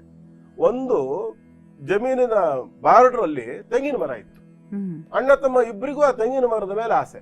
ತೆಂಗಿನ ಮರ ಒಳ್ಳೆ ಫಸಲು ಬಂದ್ಕೊಂಡಿದೆ, ಒಳ್ಳೆ ತುಂಬಾ ಇದಿದೆ, ಒಳ್ಳೆ ತೆಂಗಿನಕಾಯಿ ಸಿಕ್ಕತ್ತೆ ಅಂತ ಹೇಳ್ಕೊಂಡು ಆ ಬಾರ್ಡರ್ ಅಲ್ಲಿರೋ ತೆಂಗಿನ ಮರ ನನಗ್ ಸೇರ್ಬೇಕು ಒಂದು ತೆಂಗಿನ ಮರ. ಅಣ್ಣ ತಮ್ಮ ಇಬ್ರು ಜಗಳ ಮಾಡಿ ಕೋರ್ಟಿಗೆ ಹೋದ್ರು, ಎಲ್ಲ ಆಯ್ತು. ಮರುದಿವಸ ಜಡ್ಜ್ಮೆಂಟ್ ಬರಬೇಕು. ಹಿಂದಿನ ದಿನ ರಾತ್ರಿ ಸಿಡ್ಲು ಹೊಡೆದು ತೆಂಗಿನ ಮರ ಸಂಪೂರ್ಣ ಸುಟ್ಟು ಬೂದಿ ಆಗುತ್ತೆ. ನಿಜವಾಗಿ ನಡೆದ ಘಟನೆ ಇದು, ಸುಳ್ಳು ಹೇಳ್ತಿಲ್ಲ ನಾನು. ನಿಜವಾಗಿ ನಡೆದ ಘಟನೆ. ಸುಟ್ಟು ಕಂಪ್ಲೀಟ್ ಬೂದಿ ಆಗೋಯ್ತು ತೆಂಗಿನ ಮರ. ಜಗಳ ಮಾಡ್ಕೊಳ್ಳಿ, ಪ್ರಕೃತಿ ತೋರಿಸ್ಕೊಡ್ತದೆ. ಹಾಗಾಗಿ ಮೊದಲು ನಾವು ನೆನಪಿನಲ್ಲಿ ಏನ್ ಇಟ್ಕೊಳ್ಬೇಕಪ್ಪ ಅಂತಂದ್ರೆ, ನಾವು ಸೆಲೆಕ್ಟಿವ್ ಆಗೋದಲ್ಲ. ರಾಮನ ಜೀವನದಲ್ಲಿರ್ಬೋದು, ಕೃಷ್ಣ ಕಳ್ತನ ಮಾಡ್ದ, ನಾನು ಕದಿತೀನಿ. ಕೃಷ್ಣ ಕಳ್ತನ ಮಾಡ್ದ, ಕೃಷ್ಣ ಕಳ್ತನ ಎಲ್ಲೂ ಮಾಡಿಲ್ಲ. ಭಾರಿ ಮಜಾ ಇರೋದು ಅಲ್ಲಿ. ಅವ್ನು ಏನ್ ಕಳ್ತನ ಮಾಡೋದಕ್ಕೆ ಯಾರದನ್ನ ಕಳ್ತನ ಮಾಡ್ತಾನೆ ಯೋಚನೆ ಮಾಡ. ಅವ್ನು ಪರಮಾತ್ಮ ಅಂತ ನಾವು ನಂಬೋದಾದ್ರೆ ಅವಂದೇ ಅಲ್ವಾ? ಅವ್ನು ಹೇಳ್ತಾನೆ, ನನಗ್ ಬೆಣ್ಣೆ ಬೇಕು. ಬೆಣ್ಣೆ ಅಂದ್ರೆ ಯಾವ್ದು? ಏನು ಮೊಸರು ಕಡ್ದಿದ್ದ ಬೆಣ್ಣೆ ಅಲ್ಲ. ಬೆಣ್ಣೆ ಅಂತಂದ್ರೆ ನಿನ್ನ ಒಳಗಡೆ ಇರ್ತಕ್ಕಂಥ ಆ ಮೃದುವಾಗಿರ್ತಕ್ಕಂಥ ಮನಸ್ಸು. ಪತ್ರಂ ಪುಷ್ಪಂ ಫಲಂ ತೋಯಂ ಯೋಮೇ ಭಕ್ತಿಯ ಪ್ರಯಚ್ಛತಿ ತದಹಂ ಭಕ್ತಿಯುಪರತಂ ಅಶ್ನಾಮಿ ಪ್ರಯತಾತ್ಮನಃ ಅಂತ ಹೇಳ್ತಾನೆ ಭಗವದ್ಗೀತೆಯಲ್ಲಿ. ಏನ್ ಹಂಗಂದ್ರೆ, ಪ್ರಯತಾತ್ಮನಃ ಭಕ್ತಿಯುಪರತಂ ಅಶ್ನಾಮಿ ಅಂತ. ನೀನು ಶುದ್ಧ ಮನಸ್ಸಿನಿಂದ, ಭಕ್ತಿಯಿಂದ, ಪ್ರೀತಿಯಿಂದ ನನಗೆ ಏನ್ ಕೊಡ್ತೀಯೋ ಅದನ್ನ ತಗೋತೀನಿ. ಅದು ಬೇಕಾದ್ರೆ ಹೂವಾಗಿರ್ಲಿ, ನೀರಾಗಿರ್ಲಿ, ಹಣ್ಣಾಗಿರ್ಲಿ, ಇನ್ನೊಂದಾಗಿರ್ಲಿ ಅಂತ. ಹಾಗೆ ನಾವೇನ್ ಮಾಡ್ತೇವೆ, ಒಂದು ಸೆಲೆಕ್ಟಿವ್ ಆಗ್ತೇವೆ. ಇಲ್ಲೇ ವಿಕ್ಟಿಮ್ ಕಾರ್ಡು ಇದ್ದೇ ಇದೆಯಲ್ಲ. ಅಯ್ಯೋ ನಮ್ಗೆ ಹಂಗ್ ಮಾಡ್ತಾರೆ, ಅಯ್ಯೋ ನಮ್ಗೆ ಹಿಂಗ್ ಮಾಡ್ತಾರೆ, ನಾವು ಆ ಜಾತಿಯವರು ಅಂತ ನಮ್ಮನ್ನು ಅಣಕಿಸ್ತಾರೆ, ನಾವು ಈ ಜಾತಿಯವರು ಅಂತ ನಮ್ಮ ಬಗ್ಗೆ ಹಗುರವಾಗಿ ಮಾತಾಡ್ತಾರೆ. ಯಾವ ಜಾತಿಯೂ ಭಗವಂತನಲ್ಲಿ ಬಂದೇ ಇಲ್ಲ. ಅವನು ಗುಹನನ್ನು ಮೆಚ್ಚುತ್ತಾನೆ. ಗುಹ ಬೇಡರ ಜಾತಿ ಅವನು. ವಾಲ್ಮೀಕಿಗಳ ಆಶ್ರಮಕ್ಕೆ ಹೋಗಿ ಇದ್ ಮಾಡ್ತಾನೆ. ವಾಲ್ಮೀಕರು ಬೇಡರು ಅಂತ ಹೇಳ್ತಾರೆ. ಸತ್ಯಾಂಶ ಪರಮಾತ್ಮ ಗೊತ್ತು, ನಮ್ಗಂತೂ ನಾವು ಆ ಕಾಲದಲ್ಲಿ ಇದ್ದವರಲ್ಲ, ನಮ್ಗೆ ಗೊತ್ತಿಲ್ಲ. ಹಾಗೆ ಅವ್ರ ನಡವಳಿಕೆ ಹೇಗೆ ಇಟ್ಕೊಂಡ್ರು, ಅವರು ಬಾಳಿ ತೋರಿಸಿದ್ರು. ಅವರು ತಪಸ್ಸನ್ನು ಮಾಡೋದಿರ್ಬೋದು, ಅನುಷ್ಠಾನ ಮಾಡೋದಿರ್ಬೋದು, ಎಲ್ಲವೂ ಕೂಡ ವಿಶ್ವದ ಶಾಂತಿಗೋಸ್ಕರವಾಗಿ, ವಿಶ್ವದ ನಿರ್ವಹಣೆಗೋಸ್ಕರವಾಗಿ ಮತ್ತು ವಿಶ್ವದಲ್ಲಿರ್ತಕ್ಕಂತಹ ಜೀವಿಗಳು ಹೇಗೆ ಬದುಕಬೇಕು, ಹೇಗೆ ಬಾಳ್ಬೇಕು ಅನ್ನೋದನ್ನು ತಾವು ಬಾಳಿ ತೋರಿಸ್ತಾರೆ. ಅದು ಅವರ ಸಾಧನೆ. ಅಥವಾ ಅವರು ಅದಕ್ಕೆ ತಪಸ್ಸು ಮಾಡೋದು ಅಂದ್ರೆ ಅದು ತಪ ಅಂದ್ರೇನು, ತಪ ಆಲೋಚನೆ ಅಂತ, ಚಿಂತನೆ ಅಂತ. ಅವನು ಚಿಂತನೆ ಮಾಡ್ತಾನೆ ಅಂತ. ನಾವು ತಪಸ್ಸು ಮಾಡುವಾಗ ಏನ್ ಚಿಂತನೆ ಮಾಡ್ತೇವೆ? ಬೇರೆ ಬೇರೆ ಕಾಲದಲ್ಲಿ ಬೇರೆ ಬೇರೆ ಚಿಂತನೆಗಳು ಬಂದ್ಬಿಡುತ್ತೆ, ಲೆಕ್ಕ ಬೇರೆ. ಆದ್ರೆ ವಾಸ್ತವಾಂಶ ಏನ್ ಮಾಡಬೇಕು ತಪಸ್ಸು ಅಂದ್ರೆ, ಯಾವುದನ್ನು ಚಿಂತನೆ ಮಾಡಬೇಕು ಅಂತಂದ್ರೆ ನಾವು ಭಗವತ್ ಶಕ್ತಿಯನ್ನು ಕುರಿತು ಚಿಂತನೆ ಮಾಡಬೇಕು, ಪರಮಾತ್ಮನ ಒಂದು ಮಹಿಮೆಯನ್ನ, ಮಹಾತ್ಮೆಯನ್ನ. ಜಪ ಅಂದ್ರೆ ಇನ್ನೇನು, ಈ ಉದಾಹರಣೆ ಗಣಪತಿ ಜಪ ಅಥವಾ ಶಿವ ಪಂಚಾಕ್ಷರಿ ಜಪ ಇತ್ಯಾದಿಗಳೆಲ್ಲ ಆ ಶಿವತತ್ವವನ್ನು ಉಪಾಸನೆ ಮಾಡ್ತಕ್ಕಂಥ ಕ್ರಮಗಳಾಗಿರೋದ್ರಿಂದ ತತ್ವವನ್ನ ನೆನಪಿಸ್ಕೊಳ್ಳೋದು, ಕನೆಕ್ಟ್ ಆಗೋದು ಅಷ್ಟೇ. ನಾವು ವಿಶ್ವಶಕ್ತಿಗೆ ಸಂಪರ್ಕ ಸಾಧನೆ ಮಾಡ್ಕೊಳ್ಳೋದು ಇದೆಯಲ್ಲ. ಹೇಳೋದೇನಂದ್ರೆ ಗುರುಗಳೇ, ಈಗ ದೇವರೆಲ್ಲರೂ ಕೂಡ ಧ್ಯಾನ ಮುದ್ರೆಯಲ್ಲಿರ್ತಾರೆ ಅಥವಾ ತಪಸ್ ಮಾಡುವಂಥ ಭಂಗಿಯಲ್ಲಿ ನಾವು ನೋಡಿದ್ದೀವಿ ಮತ್ತು ಕಥೆಗಳನ್ನು ಕೇಳಿದ್ದೀವಿ. ಅಂದರೆ ಶಿವಪ್ಪ ಒಂದ್ಸರಿ ತಪಸ್ ಮಾಡುವಾಗ ಹೀಗಾಯ್ತಂತೆ ಹಾಗಾಯ್ತಂತೆ ಅಂತ ಏನು ಬರುತ್ತೆ ಅದರ ಅರ್ಥ ಆತ ಕೂಡ ಕೆಲವ್ರು ಹೇಳೋ ಅಂಥದ್ದು ಏನಂದರೆ, ಶಿವಪ್ಪ ವಿಷ್ಣುವಿನ ತಪಸ್ ಮಾಡ್ತಾನೆ, ವಿಷ್ಣು ಶಿವಪ್ಪನನ್ನ ಧ್ಯಾನ ಮಾಡ್ತಿರ್ತಾನೆ ಅನ್ನೋ ಒಂದು ಮಾತುಗಳನ್ನ ನಾವು ಕೇಳಿದ್ದೀವಿ. ವಿಷ್ಣು ಶಿವನನ್ನು ಕುರಿತು ತಪಸ್ ಮಾಡೋದು ಸತ್ಯ, ಶಿವ ವಿಷ್ಣುವನ್ನು ಕುರಿತು ತಪಸ್ ಮಾಡೋದು ಸತ್ಯ. ಯಾವಾಗ? ಅದು ಎರಡು ಪ್ರತ್ಯೇಕ ರೂಪದಲ್ಲಿದ್ದಾಗ. ರೂಪವಿಲ್ಲದೆ ಇದ್ದಂತ ಏನ್ ಹೇಳ್ತಾರೆ? ಶಿವಾಯ ವಿಷ್ಣು ರೂಪಾಯ ಶಿವರೂಪಾಯ ವಿಷ್ಣುವೇ ಶಿವಸ್ಯ ಹೃದಯ ವಿಷ್ಣು ವಿಷ್ಣುಶ್ಚ ಹೃದಯ ಶಿವ. ಶಿವ ಬೇರೆ ಅಲ್ಲ, ವಿಷ್ಣು ಬೇರೆ ಅಲ್ಲ. ಅವರವರ ಕರ್ಮಕ್ಕೋಸ್ಕರವಾಗಿ ರೂಪಾಂತರನ ಹೊಂದಿ ಬಂದಂತ ಭಗವತ್ ಶಕ್ತಿ ಅದು. ಪಾಲಕ ರೂಪನಾಗಿ ಬಂದಾಗ ಮಹಾವಿಷ್ಣು ಪಾಲಕಂ ಪುಣ್ಯ ರೂಪಕಂ ಅಂತ ಹೇಳಿ ಅವನು ಪಾಲನಕರ್ತನಾಗಿ ವಿಶ್ವಶಕ್ತಿ ಬರ್ತದೆ, ಆಗ ಅವನು ವಿಷ್ಣು ಆಗ್ತಾನೆ. ಅದೇ ಪಾಲನ ಶಕ್ತಿ, ಅದೇ ವಿಶ್ವಶಕ್ತಿ, ಅದೇ ಭಗವತ್ ಶಕ್ತಿ ಅಂತಕ್ಕಂತಹದ್ದು ಜ್ಞಾನದಾಯಕನಾಗಿರ್ತಕ್ಕಂತಹ ರೂಪದಲ್ಲಿ ಬಂದಾಗ ಅವನು ಶಿವ.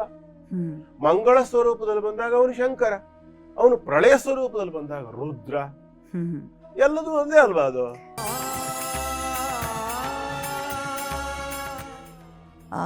ಬಹಳ ವಿಶೇಷವಾದ ಒಂದು ಸಾನ್ನಿಧ್ಯದ ಬಗ್ಗೆ ತಾವು ಹೇಳ್ತಾ ಇದ್ರಿ.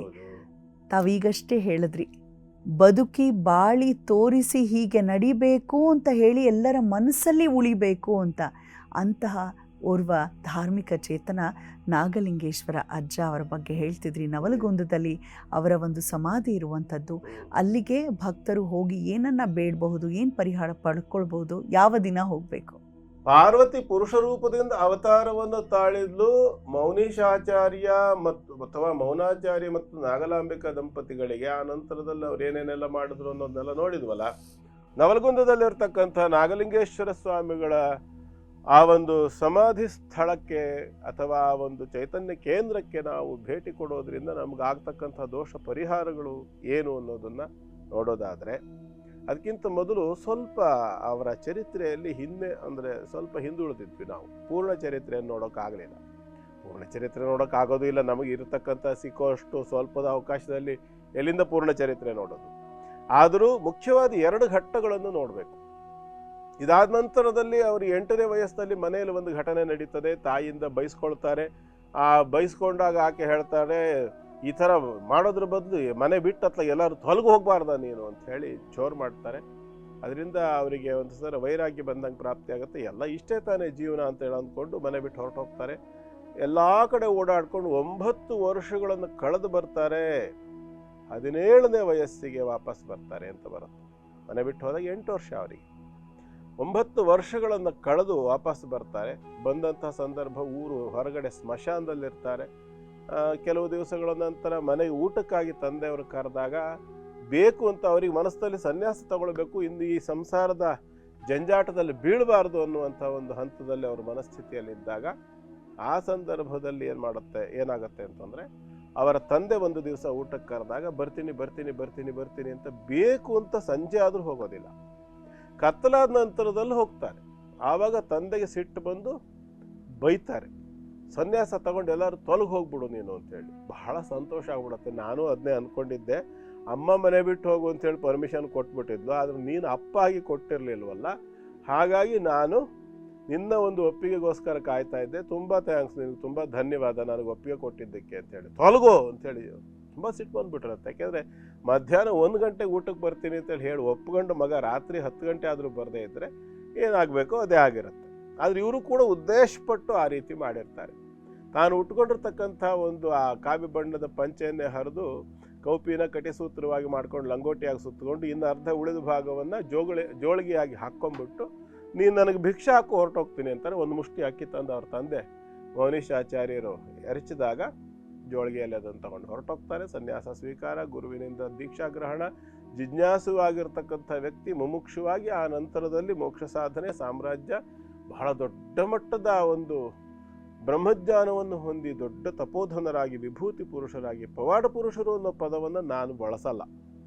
ಯಾಕೆ ಅಂತಂದರೆ ಅವರೆಲ್ಲ ಪವಾಡ ಪುರುಷರಲ್ಲ, ಸಾಧಕರು, ಸಿದ್ಧರು ಮತ್ತು ವಿಭೂತಿ ಪುರುಷರು, ಸಿದ್ಧಯೋಗಿಗಳಾಗಿರ್ತಕ್ಕಂಥವ್ರು. ಹಾಗಾಗಿ ಅವ್ರು ಮಾಡ್ತಕ್ಕಂಥ ಕ್ರಿಯೆಗಳು ತನ್ನಿಂತಾನೇ ಅವ್ರು ಮಾಡುವಂಥದ್ದನ್ನು ಮಾಡ್ತಾ ಹೋಗ್ತಾರೆ. ಅದಕ್ಕೆ ಜನ ಪವಾಡ ಅಂತ ಹೆಸರು ಕಟ್ತಾರೆ. ಆದರೆ ಅವರಿಗೆ ಪವಾಡ ಅಲ್ಲ, ನಿತ್ಯ ಅವರು ದಿನಚರಿಯ ಲೆಕ್ಕ ಆಗ್ಬಿಟ್ಟಿರುತ್ತೆ. ಹಾಗಾಗಿ ಅವರೆಲ್ಲ ವಿಭೂತಿ ಪುರುಷರು. ಪವಾಡ ಪುರುಷರು ಯಾರು ಅಂತಂದ್ರೆ ಕಣ್ಕಟ್ಟು ಮಾಡಿ ಜನರನ್ನು ಮೋಸ ಮಾಡ್ತಕ್ಕಂಥ ಕೆಲವರು ಇರ್ತಾರಲ್ಲ, ಅವರು ಮಾತ್ರ ಪವಾಡ ಪುರುಷರು ಅಷ್ಟೇ. ಇವರೆಲ್ಲ ಈ ಥರದವರೆಲ್ಲರೂ ವಿಭೂತಿ ಪುರುಷರು, ಸಾಧಕರು ಇವರು. ಹಾಗಾಗಿ ಈ ರೀತಿಯಾಗಿ ಆ ನಂತರದಲ್ಲಿ ನವಲಗುಂದಕ್ಕೆ ಕೊನೆಯದಾಗಿ ಬಂದು ಅಲ್ಲಿ ಸಮಾಧಿಯನ್ನು ಹೊಂದುತ್ತಾರೆ. ಇಲ್ಲಿ ಹೋಗಿ ಈ ಸಮಾಧಿಯಲ್ಲಿ ಸೇವೆ ಮಾಡ್ತಕ್ಕಂಥವರಿಗೆ ಮುಖ್ಯವಾಗಿ ಅವರಿಗೆ ಸ್ವಪ್ನದಲ್ಲಿ ಕಾಣ್ತಕ್ಕಂಥ ದುಷ್ಟ ಸ್ವಪ್ನಗಳು, ದುಷ್ಟ ಸೂಚನೆಗಳೇನಾದರೂ ಆಗ್ತಾ ಇದ್ದರೆ ಅದು ನಿವಾರಣೆ ಆಗುತ್ತೆ. ದಾರಿದ್ರ್ಯ ಅಂತಕ್ಕಂಥದ್ದು ಪ್ರಾಪ್ತಿಯಾಗಿದ್ದರೆ ಆ ದಾರಿದ್ರ್ಯದಿಂದ ಪರಿಹಾರವಾಗುತ್ತೆ, ಅಜ್ಞಾನದಿಂದ ಪರಿಹಾರ ಆಗುತ್ತೆ. ಅನಿರೀಕ್ಷಿತವಾಗಿರ್ತಕ್ಕಂಥ ಭಯ ಏನಾದ್ರು ಬಂದಿದ್ರೆ, ಬಂಧನಾದಿ ಭಯಗಳಿದ್ದರೆ, ರಾಜಭಯವಿದ್ದರೆ, ಚೋರ ಭಯವಿದ್ದರೆ, ರೋಗ ಭಯವಿದ್ದರೆ ಎಲ್ಲವೂ ಕೂಡ ನಿವಾರಣೆ ಆಗುತ್ತೆ. ಮುಖ್ಯವಾಗಿ ಮೃತ್ಯು ಭಯ ಕೂಡ ನಿವಾರಣೆ ಆಗಿರ್ತಕ್ಕಂತಹ ಕೆಲವಷ್ಟು ಘಟನೆಗಳು ಅಲ್ಲಿ ನಡೆದಿದೆ. ಹಾಗಾಗಿ ಯಾರೇ ಆದರೂ ಸರಿ ಅಲ್ಲಿ ಹೋಗಿ ಕನಿಷ್ಠ 3 ದಿನಗಳ ಕಾಲ ಅಲ್ಲಿ ಇರಬೇಕು. ಇದ್ದು ಸಮಾಧಿಯ ಸೇವೆಯನ್ನು ಮಾಡ್ತಕ್ಕಂಥದ್ದು ಬಹಳ ಮುಖ್ಯವಾಗಿರ್ತಕ್ಕಂಥದ್ದು ಸ್ವಚ್ಛತೆ. ಅಲ್ಲಿ ಹೋಗಿ ಜಾಗವನ್ನು ಗುಡಿಸೋದು, ಒರೆಸೋದು, ಸ್ವಚ್ಛ ಮಾಡೋದು, ಪಾತ್ರೆ ತೊಳೆಯೋದು, ಬಟ್ಟೆ ತೊಳೆಯೋದು, ಕ್ಷೇತ್ರಕ್ಕೆ ಸೇವೆಯನ್ನು ಮಾಡ್ತಕ್ಕಂಥದ್ದು, ಅಡುಗೆ ಮಾಡೋದು, ಅಥವಾ ಒಟ್ಟಾರೆ ಈ ರೀತಿಯಾಗಿ ಅಲ್ಲಿ ವಾತಾವರಣದ ಸ್ವಚ್ಛತೆಯನ್ನು, ನೈರ್ಮಲ್ಯವನ್ನು ನೋಡ್ಕೊಳ್ತಕ್ಕಂಥ ಜವಾಬ್ದಾರಿ ಹೊತ್ತು ಕನಿಷ್ಠ 3 ದಿವಸಗಳ ಕಾಲ ಸೇವೆ ಮಾಡಿ ಬಂದ ಪಕ್ಷದಲ್ಲಿ ಯಾವ್ಯಾವ ವಿಭಾಗ ಹೇಳಿದ್ನಲ್ಲ, ಎಲ್ಲ ವಿಭಾಗದಲ್ಲಿರ್ತಕ್ಕಂಥ ದೋಷಗಳು ಕೂಡ ಪರಿಹಾರವಾಗುತ್ತೆ. ಆ ನಾಗಲಿಂಗೇಶ್ವರ, ಅಜಾತ ನಾಗಲಿಂಗೇಶ್ವರ ಸ್ವಾಮಿಗಳು ಅಂತ ಅವ್ರ ಪೂರ್ಣ ಹೆಸರು. ಅವರು ಜೀವಿತವಾಗಿ ಇದ್ದಂಥ ಕಾಲದಲ್ಲಿ ಬೇಕಾದಷ್ಟು ಲೀಲೆಗಳನ್ನು, ಚಮತ್ಕಾರಗಳನ್ನು ಮಾಡಿದವರು ಅವರು, ವಿಭೂತಿ ಪುರುಷರು. ಅದನ್ನು ಹೇಳ್ತಾ ಹೋದ್ರೆ ಒಂದು ಸಂಚಿಕೆಯಲ್ಲೆಲ್ಲ ಹೇಳಿ ಮುಗಿಸೋದಕ್ಕೆ ಸಾಧ್ಯ ಇಲ್ಲ. ಅದನ್ನು ಆ ಕ್ಷೇತ್ರಕ್ಕೆ ಹೋಗಬೇಕು, ಅವ್ರ ಮಹಾತ್ಮೆಯನ್ನು ಅಲ್ಲಿರ್ತಕ್ಕಂಥ ಗ್ರಂಥಗಳ ಮುಖಾಂತರ ಅವಲೋಕಿಸಿದರೆ ಮಾತ್ರವೇ ಅವ್ರು ಮಾಡಿರ್ತಕ್ಕಂಥ ಲೀಲೆಗಳ ಅಥವಾ ಚಮತ್ಕಾರಗಳ, ಆ ವಿಭೂತಿ ಪುರುಷರ ಸಾಧನೆಗಳ ಒಂದು ತಿಳುವಳಿಕೆ ಅಂತಕ್ಕಂಥದ್ದು ನಮಗೆ ಬರೋಕ್ಕೆ ಸಾಧ್ಯ. ಹಾಗಾಗಿ ನೀವು ಯಾರೇ ಆದರೂ ಅಷ್ಟೇ ಎಲ್ಲ ದೋಷಗಳನ್ನು ಪರಿಹಾರ ಮಾಡಿಕೊಂಡು ನಾಗಲಿಂಗೇಶ್ವರ ಪ್ರಭುಗಳ ಅನುಗ್ರಹವನ್ನು ಪಡ್ಕೊಂಡು ಬರಲಿಕ್ಕೆ ಅವಕಾಶ ಇದೆ. ನವಲಗುಂದಕ್ಕೆ ಹೋಗಿ ಪ್ರಯತ್ನ ಮಾಡಿ. ಕಾಂಗಡದ ಬಗಳಾಮುಖಿ ದೇವಿಯ ಕುರಿತಾಗಿ ತಾವು ತಿಳಿಸ್ಕೊಡ್ತಿದ್ರಿ. ಬಹಳ ಶಕ್ತಿ ದೇವತೆ ಅಂತ. ಆ ತಾಯಿಯ ದರ್ಶನ ಭಾಗ್ಯದಿಂದ ನಮ್ಮ ಜೀವನದಲ್ಲಿ ಏನು ಸೌಭಾಗ್ಯವನ್ನು ಪಡ್ಕೋಬಹುದು? ರಾವಣದಿಂದ ಪ್ರತಿಷ್ಠಾಪನೆ ಆಗಿರ್ತಕ್ಕಂಥ ದೇವಿ ಎನ್ನುವಂಥದ್ದು ಅಲ್ಲಿ ಇತಿಹಾಸ. ಹಾಗಿದ್ದಾಗ ಎಷ್ಟು ಒಂದು ಶಕ್ತಿ ಇದ್ದಿರಬಹುದು ಅನ್ನೋದು ನಾವು ಯೋಚನೆ ಮಾಡಬೇಕು.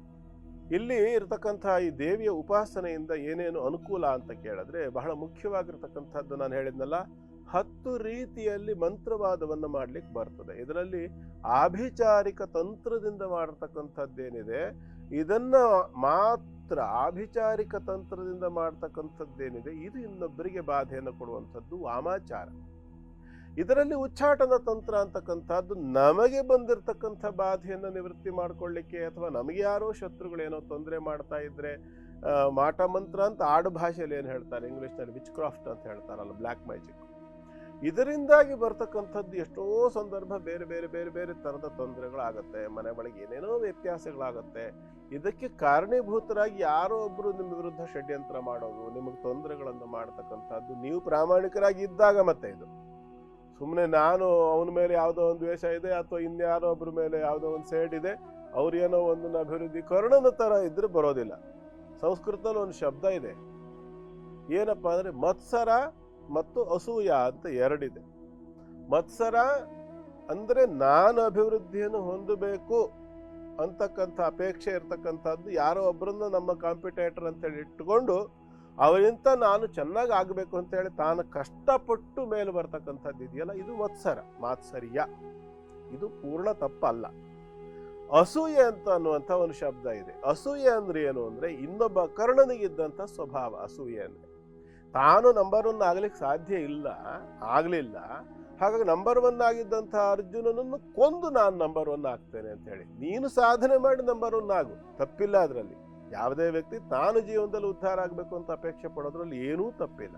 ಆದರೆ ಇನ್ನೊಬ್ಬ ಉದ್ಧಾರ ಆದವನನ್ನು ಸಂಹಾರ ಮಾಡಿ ಕೊಂದಾದ್ರೂ ಸರಿ ನಾನು ಮುಂದೆ ಬರಬೇಕು, ನಾನು ಉದ್ಧಾರ ಆಗಬೇಕು ಅನ್ನೋದು ಇದೆಯಲ್ಲ, ಈ ಅಸೂಯೆ ಇದೆಯಲ್ಲ, ಇದು ಅಪಾಯಕಾರಿ, ಇದು ತಪ್ಪು. ಹಾಗಾಗಿ ಯಾವಾಗ ಈ ಒಂದು ವಿಭಾಗದಲ್ಲಿ ನಾವು ಪ್ರಾಮಾಣಿಕರಾಗಿರ್ತೇವೆ, ನಮಗೆ ಬಾಧೆ ಬಂದಿರ್ತದೆ, ನಮಗೆ ತೊಂದರೆ ಬಂದಿರ್ತದೆ, ಇನ್ನೊಬ್ಬರಿಗೆ ತೊಂದರೆ ಮಾಡ್ಲಿಕ್ಕಾಗಿ ಅಲ್ಲ, ನಮಗೆ ತೊಂದರೆ ಬಂದಾಗ, ನಮಗೆ ಸಮಸ್ಯೆ ಅಂತಕ್ಕಂಥದ್ದು ಬಂದಾಗ ಆ ಒಂದು ದೋಷ ನಿವೃತ್ತಿಗೋಸ್ಕರವಾಗಿ ಇಲ್ಲಿ ಹೋಗ್ಬೇಕಾಗ್ತದೆ.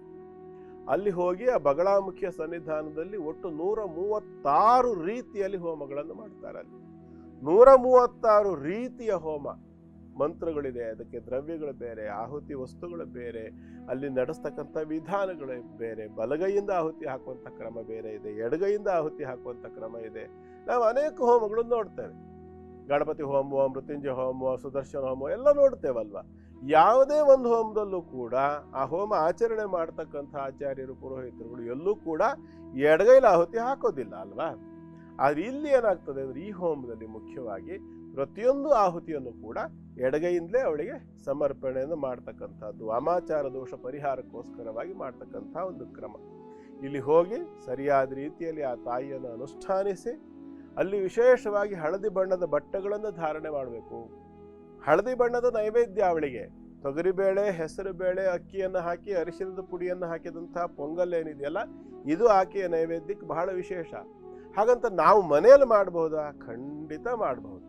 ಆಕೆಯ ಒಂದು ಫೋಟೋ ತಗೊಳ್ಳಿ, ಆಕೆ ಪೀತಾಂಬರಿ ಹಳದಿ ಬಣ್ಣದ ದೇವಿ ಅವಳು ಬಗಳಾಮುಖಿ ಅಂತೇಳಿ ನಾವಿವತ್ತು ಸರ್ಚ್ ಮಾಡಿದ್ರೆ ಫೋಟೋ ಸಿಗ್ತದೆ ಆರಾಮಾಗಿ. ಅದನ್ನು ಡೌನ್ಲೋಡ್ ಮಾಡಿ ಇಟ್ಕೊಂಡು ಒಂದೊಮ್ಮೆ ನಿಮಗೆ ಬಾಧೆ ಇದೆ, ಮನೆಯಲ್ಲಿ ತೊಂದರೆ ಆಗ್ತಿದೆ, ಆ ಕಾಂಗಡಾಗ ಅಷ್ಟು ದೂರ ಹೋಗಿ ಬರ್ಲಿಕ್ಕೆ ಸಾಧ್ಯ ಇಲ್ಲ. ಹಿಮಾಚಲ ಪ್ರದೇಶ ಅಂದ್ರೆ ಹೆಚ್ಚು ಕಡಿಮೆ ಇಲ್ಲಿಂದ 3000 ಕಿಲೋಮೀಟರ್ ದೂರ ಆಗುತ್ತಲ್ಲ.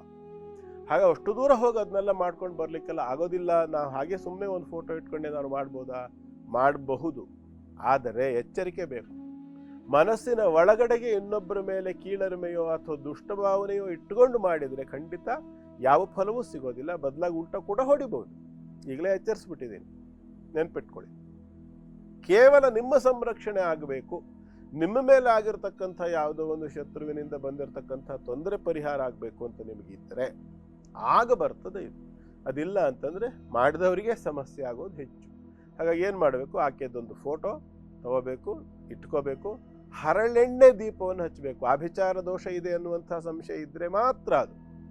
ಹರಳೆಣ್ಣೆಯನ್ನು ಹಾಕಿ ಬತ್ತಿಯನ್ನು ಮಾಡಿ 3 ಬತ್ತಿ ಅಥವಾ 5 ಬತ್ತಿ ಅಥವಾ 7 ಬತ್ತಿಗಳನ್ನು ನಿಮ್ಮ ಅನುಕೂಲಕ್ಕೆ ತಕ್ಕಂತೆ ದೀಪದ ಅದು ಕಪ್ಪು ಬಣ್ಣದ ಮಣ್ಣಿನ ಹಣತೆ ಆದರೂ ತುಂಬ ಒಳ್ಳೆಯದು.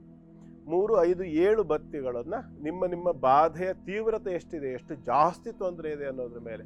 ಸಾಧಾರಣವಾದ ತೊಂದರೆ ಇದ್ರೆ 3 ಬತ್ತಿ ಸಾಕು, ಮಧ್ಯಮ ಸ್ಥಿತಿಯ ತೊಂದರೆ ಇದ್ರೆ 5 ಬತ್ತಿ ಬೇಕು, ತುಂಬ ಸಮಸ್ಯೆ ಇದೆ ನಮಗೆ ಅಂದರೆ 7 ಬತ್ತಿಗಳನ್ನು ಹಾಕಬೇಕು. ಈ ಬತ್ತಿಗಳನ್ನು ಹಾಕಿ ಆಕೆಯ ಫೋಟೋವನ್ನು ಪಶ್ಚಿಮ ದಿಕ್ಕಿಗೆ ಮುಖ ಮಾಡಿ ಇಟ್ಟು ಆ ದೀಪದ ಜ್ವಾಲೆಯನ್ನು ಕೂಡ ಪಶ್ಚಿಮ ದಿಕ್ಕಿಗೆ ಉರಿಯುವಂಥ ರೀತಿಯಲ್ಲಿಯೇ ಇಟ್ಟುಬಿಟ್ಟು ಆಕೆಯ ಮುಂದೆ ಆ ದೀಪವನ್ನು ಹಚ್ಚಿ ಹಳದಿ ಬಣ್ಣದ ಹೂವುಗಳಿಂದ ಆಕೆಗೆ ಅಲಂಕಾರವನ್ನು ಮಾಡಿ ನೈವೇದ್ಯ ರೂಪದಲ್ಲಿ ಅರಿಶಿನವನ್ನು ಹಾಕಿರ್ತಕ್ಕಂಥ ಹಾಲು, ಕುದಿಸಿದ ಹಾಲು, ಸ್ವಲ್ಪ ಸಕ್ಕರೆ ಹಾಕಿ ಕುದಿಸ್ಬೇಕು. ಅದಕ್ಕೆ ಅರಿಶಿನದ ಪುಡಿಯನ್ನು ಸ್ವಲ್ಪ ಹಾಕಬೇಕು ಮತ್ತು ಅರಿಶಿನವನ್ನು ಬೆರೆಸಿದಂತಹ ಅನ್ನ, ತುಪ್ಪ ಇತ್ಯಾದಿಗಳನ್ನು ಸೇರಿಸಿ ಅದನ್ನು ಮಾಡಬೇಕು. ಅಥವಾ ಪೊಂಗಲ್, ಖಾರ ಪೊಂಗಲ್, ಸಿಹಿ ಪೊಂಗಲ್ ಎರಡೂ ಯಾವುದನ್ನು ಮಾಡಬಹುದು, ನಿಮ್ಮ ಶಕ್ತಿ ಅನುಸಾರ ಮಾಡಬಹುದು. ಹಳದಿ ಬಣ್ಣದ ನೈವೇದ್ಯ ವಸ್ತುಗಳನ್ನು ಮಾತ್ರ ಆಕೆಗೆ ಸಮರ್ಪಣೆ ಮಾಡಿ ಆಕೆಯನ್ನು ಆರಾಧನೆ ಮಾಡ್ತಾ ಬರಬೇಕು. ಹರಳೆಣ್ಣೆ ದೀಪವನ್ನು ಹಚ್ಚಿಡಬೇಕು. ವಿಶೇಷವಾಗಿ ಪೌರ್ಣಮಿ ಮತ್ತು ನವಮಿಗಳಲ್ಲಿ ಅಥವಾ ಶುಕ್ರವಾರಗಳಲ್ಲಿ ಇದು ಎಷ್ಟೊತ್ತಿನಲ್ಲಿ ಮಾಡಬೇಕಪ್ಪ ಅಂದರೆ ಮಧ್ಯರಾತ್ರಿ 2 ಗಂಟೆಯಿಂದ 4 ಗಂಟೆಯ ಮಧ್ಯಭಾಗದಲ್ಲಿ ಮಾಡಬೇಕು. ಇದನ್ನು ಹಚ್ಚಿಟ್ಟು ನಮಸ್ಕಾರವನ್ನು ಮಾಡಿ ಆಕೆಯಲ್ಲಿ ಪ್ರಾರ್ಥನೆಯನ್ನು ಸಲ್ಲಿಸಿ ಸುಮ್ಮನಾಗಬೇಕು. ಕೇವಲ ತಾಯಿ ನನ್ನನ್ನು ರಕ್ಷಣೆ ಮಾಡು, ಯಾರೋ ಒಬ್ರು ಹೆಸರನ್ನು ಕೂಡ ಅಲ್ಲಿ ಹೇಳ್ಕೊಳ್ಬಾರ್ದು. ಇಂಥ ವ್ಯಕ್ತಿಯಿಂದ ನನಗೆ ತೊಂದರೆ ಬಂದಿದೆ, ಬೇಡ. ಇಂಥ ವ್ಯಕ್ತಿಗೆ ತೊಂದರೆ ಆಗಲಿ ನಾನಿದ್ದು ಮಾಡಿದ್ರಿಂದ, ಖಂಡಿತ ಬೇಡ. ನನ್ನ ರಕ್ಷಣೆಯನ್ನು ಮಾಡು, ನನಗೆ ಸಮಸ್ಯೆ ಬಂದರೆ ನೀನು ನನಗೆ ಪರಿಹಾರವನ್ನು ಮಾಡಿ ನನಗೆ ಅಭಿವೃದ್ಧಿ ಕೊಡು ಅಂತ ಕೇಳ್ಕೊಳ್ಳೋದಕ್ಕೆ ಪ್ರತಿಯೊಬ್ಬ ವ್ಯಕ್ತಿಗೆ ಅಧಿಕಾರ ಇದೆ. ಸರಿಯಾದ ರೀತಿಯಲ್ಲಿ ಅದನ್ನು ಆಚರಣೆ ಮಾಡಿಕೊಂಡು ಖಂಡಿತವಾಗಿ ಅವಳ ಅನುಗ್ರಹವನ್ನು ಪಡ್ಕೊಳ್ಬಹುದು. ಅದಿಲ್ಲ ನಾವು ಹೋಗ್ತೇವೆ ನೇರವಾಗಿ ಅಂತಂದ್ರೆ ಖಂಡಿತ ಕಾಂಗಡದಲ್ಲಿರ್ತಕ್ಕಂಥ ಬಗಳಾಮುಖಿ ಅಥವಾ ಪೀತಾಂಬರಿ ದೇವಿ ಅಂತ ಕೂಡ ಹೇಳ್ತಾರೆ ಆಕೆಯನ್ನ. ಪೀತ ಅಂದ್ರೆ ಹಳದಿ ಅಂತ, ಹಾಗಾಗಿ ಪೀತಾಂಬರಿ ದೇವಿ ಅಂತ ಕೂಡ ಕರೆಯುವಂತಹ ಆ ಕಾಂಗಡದಲ್ಲಿರುವಂತಹ ಬಗಳಾಮುಖಿಯ ಕ್ಷೇತ್ರಕ್ಕೆ ಹೋಗಿ ಅಲ್ಲಿ ದರ್ಶನಾದಿಗಳನ್ನು ಮಾಡಿ ಅಲ್ಲೂ ಕೂಡ ನಿಮ್ಮ ಶಕ್ತಿಯ ಅನುಸಾರ ಹೋಮವನ್ನು ಹವನವನ್ನು ಏನಾದರೂ ಒಂದನ್ನು ಅವಳಿಗೆ ಅರ್ಪಣೆ ಮಾಡಿ ಪ್ರಸಾದವನ್ನು ಅನುಗ್ರಹವನ್ನು ಪಡ್ಕೊಂಡು ಬರಬಹುದು. ಆದರೆ ಮುಖ್ಯವಾಗಿ ನೆನಪಿಡಿ, ಮನಸ್ಸಿನಲ್ಲಿ ಇನ್ನೊಬ್ಬರಿಗೆ ಕೇಡನ್ನು ಅಪೇಕ್ಷೆಯಲ್ಲಿ ಇಟ್ಟುಕೊಂಡು ಹೋಗಿ ದಯಮಾಡಿ ಯಾವ ಕಾರ್ಯವನ್ನು ಮಾಡಬೇಡಿ. ಪರರ ಕೇಡು ತನಗೇ ಅದು. ಹಾಗಾಗಿ ಎಂದೂ ಕೂಡ ಇನ್ನೊಬ್ಬರಿಗೆ ಅನ್ಯಾಯ ಮಾಡುವಂಥ ಯೋಚನೆಗಳನ್ನು ಇಟ್ಕೊಂಡು ಹೋದರೆ ಮುಂದಾಗುವ ಅನಾಹುತಗಳಿಗೆ ನೀವೇ ಜವಾಬ್ದಾರರಾಗ್ತೀರಾ. ಎಚ್ಚರ. ನಿಮ್ಮ ಪ್ರಶ್ನೆಗೆ ನಮ್ಮ ಉತ್ತರ ವಿಭಾಗದಲ್ಲಿ ಇವತ್ತು ಪ್ರಶ್ನೆಯನ್ನು ಕಳಿಸಿರುವಂಥವ್ರ ಗುರುಗಳೇ ನಿತೀಶ್ ಅಂತ. ಹುಟ್ಟಿರುವಂಥ ದಿನಾಂಕ 8/5/93. ಜ್ಯೇಷ್ಠ ನಕ್ಷತ್ರ, ವೃಶ್ಚಿಕ ರಾಶಿ ಅಂತ ಎರಡನ್ನೂ ಅವರೇ ಕಳಿಸ್ಬಿಟ್ಟಿದ್ದಾರೆ. ಗುರುಗಳೇ, ದಯಮಾಡಿ ತಿಳಿಸ್ಕೊಡಿ ನನ್ನ ಉದ್ಯೋಗದ ಬಗ್ಗೆ, ನನ್ನ ಮುಂದಿನ ಭವಿಷ್ಯ, ಮದುವೆ ಹೇಗಿರಬಹುದು ಅಂತ ಕೇಳ್ತಿದ್ದಾರೆ. ನಿತೀಶ್ ಅವರೇ, ನೀವು ಕಳಿಸಿರ್ತಕ್ಕಂಥ ಡೇಟ್ ಆಫ್ ಬರ್ತ್ ಟೈಮ್ ಪ್ರಕಾರ ನೋಡಿದಾಗ ನಿಮ್ಮದು ಕರ್ಕಾಟಕ ಲಗ್ನ ಮತ್ತು ವೃಶ್ಚಿಕ ರಾಶಿ. ಜ್ಯೇಷ್ಠ ನಕ್ಷತ್ರ ಇದೆ, ಜ್ಯೇಷ್ಠ ನಕ್ಷತ್ರ ವೃಶ್ಚಿಕ ರಾಶಿ. ಲಗ್ನದಲ್ಲಿ ಕುಜ ನೀಚ ಸ್ಥಿತಿಯಲ್ಲಿರ್ತಕ್ಕಂಥದ್ದು, ಪಂಚಮಾಧಿಪತಿಯಾಗಿ ಲಗ್ನದಲ್ಲಿ ನೀಚ, ಜೊತೆಯಲ್ಲಿ ಅಲ್ಲಿ ಚಂದ್ರ ಕೂಡ ನೀಚ. ಹೇಗಿದೆ ನೋಡಿ, ಚಂದ್ರನ ಮನೆಯಲ್ಲಿ ಕುಜ ನೀಚ ಆಗಿರ್ತಕ್ಕಂಥದ್ದು ಮತ್ತು ಕುಜನ ಮನೆಯಲ್ಲಿ ಚಂದ್ರ ನೀಚನಾಗಿರ್ತಕ್ಕಂಥದ್ದು, ಪರಸ್ಪರ ಪರಿವರ್ತನ ನೀಚ ಯೋಗ. ಇದಕ್ಕೆ ಕರೆಕ್ಟಾಗಿ ತ್ರಿಕೋಣ ಭಾವದಲ್ಲಿ ಅಥವಾ ಮೇಷ ರಾಶಿಯಲ್ಲಿರ್ತಕ್ಕಂಥದ್ದು ಬಹಳ ಅದ್ಭುತವಾಗಿ ಅಲ್ಲಿ ಉಚ್ಚ ಸ್ಥಿತಿಯಲ್ಲಿರ್ತಕ್ಕಂಥವನು ರವಿ. ಈಗ ವರ್ತಮಾನದಲ್ಲಿ ನಿಮಗೆ ರವಿಯ ದಶೆ ನಡೀತಾ ಇದ್ದು, ಮುಂದೆ ನಿಮಗೆ ಬರ್ತಕ್ಕಂಥದ್ದು ಚಂದ್ರ ದಶೆ. 2026 ಈ ವರ್ಷ ಜುಲೈ ತಿಂಗಳಿನ ನಂತರದಲ್ಲಿ ನಿಮಗೆ ಚಂದ್ರ ದಶೆ ಆರಂಭ ಆಗುತ್ತೆ. ಚಂದ್ರ ನೀಚ ಸ್ಥಿತಿಯಲ್ಲಿ ರಾಹುಯುತಿಯಲ್ಲಿ ಇರೋದರಿಂದ ನೀವು ವನದುರ್ಗಾ ದೇವಿಯ ಉಪಾಸನೆಯನ್ನು ಮಾಡೋದು ಅಥವಾ ವನದುರ್ಗಾ ಕ್ಷೇತ್ರಕ್ಕೆಲ್ಲಾದರೂ ಕಾಡಿನ ಒಳಗಡೆ ಇರತಕ್ಕಂಥ ವನದುರ್ಗಾ ಸ್ವರೂಪದ ದೇವಿ ಅಂದರೆ ಸರ್ಪಛಾಯೆ, ನೆರಳು, ಕಿರೀಟದ ಮೇಲ್ಭಾಗದಲ್ಲಿ ಸರ್ಪವನ್ನು ಹೊಂದಿರತಕ್ಕಂತಹ ದೇವಿಯ ಒಂದು ಸ್ವರೂಪ ವನದುರ್ಗಾ ಅಂತ ಹೇಳ್ತಾರೆ. ಆ ವನದುರ್ಗಾ ಸ್ವರೂಪವನ್ನು ನೀವು ಉಪಾಸನೆ ಮಾಡ್ತಾ ಬಂದ್ರಿ ಅಥವಾ ಜಪವನ್ನು ಮಾಡ್ತಾ ಬಂದ್ರಿ ಅಂದ್ರೂ ಕೂಡ ಬರುತ್ತೆ. ಉತ್ತಿಷ್ಠ ಪುರುಷಿ ಕಿಂ ಸಪುಷಿ ಭಯಂ ಮೇ ಸಮುಪಸ್ಥಿತಂ ಯದಿ ಶಕ್ಯಂ ಅಶಕ್ಯಂ ವಾ ತನ್ಮೇ ಭಗವತಿ ಶಮಯ ಸ್ವಾಹ ಅಂತ ಹೇಳಿ ಒಂದು ಮಂತ್ರ ಇದೆ, ವನದುರ್ಗಾ ಮಂತ್ರ ಅಂತ ಹೇಳ್ತಾರೆ. ಈ ವನದುರ್ಗಾ ಮಂತ್ರವನ್ನು ನೀವು ಪ್ರತಿನಿತ್ಯ ಜಾಸ್ತಿ ಏನು ಬೇಡ, ಒಂದು 36 ಬಾರಿ ಪ್ರತಿನಿತ್ಯ ಬೆಳಿಗ್ಗೆ ಮತ್ತು ಸಂಜೆ 2 ಹೊತ್ತು ಮಾಡ್ತಕ್ಕಂಥದ್ದು ಬಹಳ ಒಳ್ಳೆಯದು. ಇದನ್ನು ನೀವು ಈ ಚಂದ್ರದಶಾ ಕಾಲದಲ್ಲಿ ನಿತ್ಯ ನೀವು ಪಠನ ಮಾಡಿಕೊಂಡು ಬರ್ತಾ ಬಂದರೆ ಖಂಡಿತವಾಗಲೂ ಒಳ್ಳೆಯ ಅಭಿವೃದ್ಧಿ ಆಗುತ್ತೆ. ಚಂದ್ರ ರಾಹು ಯೋಗ ಇದೆ. ಯಾರೂ ಅಷ್ಟು ಸುಲಭದಲ್ಲಿ ನಿಮ್ಮನ್ನು ಸೋಲಿಸೋದು ಮತ್ತೊಂದು ಅನ್ಯಾಯ ಮಾಡೋದು ಮಾಡಲಿಕ್ಕೆ ಆಗೋದಿಲ್ಲ. ಅದರ ಒಂದು ಮುನ್ಸೂಚನೆ ಕೂಡ ನಿಮ್ಗೆ ಯಾವುದೋ ಒಂದು ರೂಪದಲ್ಲಿ ಸಿಕ್ಕು ನೀವು ಅಲ್ಲಿ ನಿಮ್ಮನ್ನು ನೀವು ಪ್ರತಿಷ್ಠಾಪಿಸುವಂಥದ್ದು ಅಥವಾ ಎಸ್ಟಾಬ್ಲಿಷ್ ಮಾಡ್ಕೊಳ್ತಕ್ಕಂಥದ್ದಕ್ಕೆ ಬೇಕಾದ ವಾತಾವರಣ ಕೂಡ ನಿರ್ಮಾಣ ಆಗುತ್ತೆ. ಹಾಗಾಗಿ ಜಾತಕ ಚೆನ್ನಾಗಿದೆ, ಯೋಚನೆ ಮಾಡೋದು ಬೇಡ. ಸ್ವಲ್ಪ ಏರಿಳಿತ ಅಂತಕ್ಕಂಥದ್ದು ಇದೆ, ಆದರೆ ಚಂದ್ರ ದಶೆ ತುಂಬ ಚೆನ್ನಾಗಿದೆ. ವನದುರ್ಗಾ ಉಪಾಸನೆಯಿಂದ ಅಭಿವೃದ್ಧಿ ಆಗುತ್ತೆ, ಪ್ರಯತ್ನ ಮಾಡಿ, ಒಳ್ಳೆಯದಾಗುತ್ತೆ. ನಿತೀಶ್ ಅವರೇ, ಧನ್ಯವಾದಗಳು ಕಾರ್ಯಕ್ರಮಕ್ಕೆ ಮೆಸೇಜನ್ನು ಕಳಿಸಿದ್ದಕ್ಕಾಗಿ. ಶುಭವಾಗಲಿ ನಿಮಗೆ ಅಂತ ಹೇಳ್ತಾ, ಇನ್ನು ವೀಕ್ಷಕರೇ, ನಿಮಗೂ ಕೂಡ ಏನಾದರೂ ಪ್ರಶ್ನೆ ಇದ್ದರೆ ಕೆಳಗಡೆ ಕಾಣಿಸ್ತಿರೋಂಥ ವಾಟ್ಸಪ್ ನಂಬರ್ಗೆ ಈ ಕೂಡಲೇ ಮೆಸೇಜನ್ನು ಕಳಿಸಿ. ಖಂಡಿತ ಪ್ರಶ್ನೆಯನ್ನು ನಾನು ಗುರುಗಳ ಮುಂದಿಡ್ತೀನಿ, ಸೂಕ್ತ ಪರಿಹಾರವನ್ನು ಪಡೆದುಕೊಳ್ಳಿ ಅಂತ ಹೇಳ್ತಾ, ಇನ್ನು NKR ಯೂಟ್ಯೂಬ್ ಚಾನಲ್ನಲ್ಲಿ ಯಾವಾಗ ಬೇಕಾದರೂ ಧರ್ಮಜ್ಯೋತಿ ಕಾರ್ಯಕ್ರಮವನ್ನು ತಾವು ವೀಕ್ಷಿಸಿ, ಹರಸಿ, ಹಾರೈಸಿ, ಪ್ರೋತ್ಸಾಹಿಸಿ. ಗುರುಗಳೇ, ಚಿದಂಬರನ್ ಅವರು ಪ್ರಶ್ನೆಯನ್ನು ಕಳಿಸ್ಕೊಟ್ಟಿದ್ದಾರೆ. ಹುಟ್ಟಿರುವಂಥ ದಿನಾಂಕ 10/1/1980 ಬೆಳಗ್ಗೆ 2 ಗಂಟೆಗೆ 2 AM ಅಂತ ಕಳಿಸ್ಕೊಟ್ಟಿದ್ದಾರೆ. ಗುರುಗಳೇ, ನನಗೆ ಕೆಲಸ ಸರಿಯಾಗಿ ಸಿಗ್ತಿಲ್ಲ, ಹಾಗಾಗಿ ನಾನೇ ಆಟೋ ಓಡಿಸ್ತಾ ಇದ್ದೀನಿ. 2 ಮಕ್ಕಳಿದ್ದಾರೆ, ತುಂಬ ತೊಂದರೆ ಆಗ್ತಾ ಇದೆ ಹಣಕ್ಕೆ, ದಯಮಾಡಿ ಪರಿಹಾರ ತಿಳಿಸಿ ಅಂತ. ಮತ್ತು ಚಿದಂಬರ ಅವರೇ, ಬಹಳ ಒಳ್ಳೆಯ ವಿಚಾರ. ಏಕೆಂದರೆ ಆಟೋ ಓಡಿಸೋದು ಅಂತ ಹೇಳಿದ್ರೆ ಕೀಳು ಅಂತ ನಾವೇನು ಭಾವನೆ ಪಡ್ಕೊಳ್ಳೋ ಅವಶ್ಯಕತೆ ಇಲ್ಲ. ನನ್ನ ತಂದೆ ಒಂದು ಕಡೆ ಬರೀತಾರೆ, ಹಗಲಿರುಳೆನ್ನದೆ ನಾಡಿಗೆ ದುಡಿವರು ಆಟೋ ರಿಕ್ಷಾದ ಚಾಲಕರು 1-2 ರೂಪಾಯಿ ಚಿಲ್ಲರೆ ಕೊಡದಿದ್ರೆ ಬೈಕೊಂಡು ಹೋಗಬೇಡಿ ಪ್ಯಾಸೆಂಜರು ಅಂತ. ಸೊ ವಾಸ್ತವಾಂಶ ಸತ್ಯ ಹೇಳ್ಬೇಕಂದ್ರೆ ಒಂದು ಕಾಲ ಇತ್ತು ಆಟೋದವ್ರ ಹತ್ರ 50 ಪೈಸೆ ಕೂಡ ಜನ ಬಿಡ್ತಿರ್ಲಿಲ್ಲ ಅಂತ ಕಾಲ ಇತ್ತು.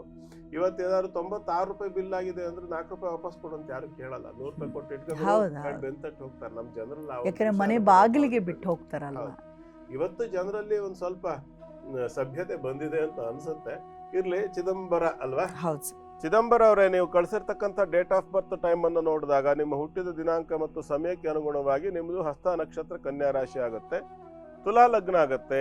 ಲಗ್ನಾತ್ ಏಕಾದಶ ಸ್ಥಿತಿಯಲ್ಲಿ ಗುರು, ರಾಹು ಮತ್ತು ಮಂಗಳರು, 12ನೇ ಮನೆಯಲ್ಲಿ ಚಂದ್ರ ಮತ್ತು ಶನಿ ಏಕತ್ರವಾಗಿರೋದು, ಪಂಚಮಾಧಿಪತಿ ಆಗಿರ್ತಕ್ಕಂಥ ಶನೇಶ್ವರನಿಗೆ ಕರ್ಮಾಧಿಪತಿ ಆಗಿರ್ತಕ್ಕಂಥ ಚಂದ್ರನ ಯುತಿಯಾಗಿ ಭಾಗ್ಯದ ಒಂದು ಲಕ್ಷಣವನ್ನು ನೋಡಿದಾಗ ಪರಿವರ್ತನ ಸ್ಥಿತಿ ಬಹಳ ಕ್ರೂರವಾಗಿದೆ.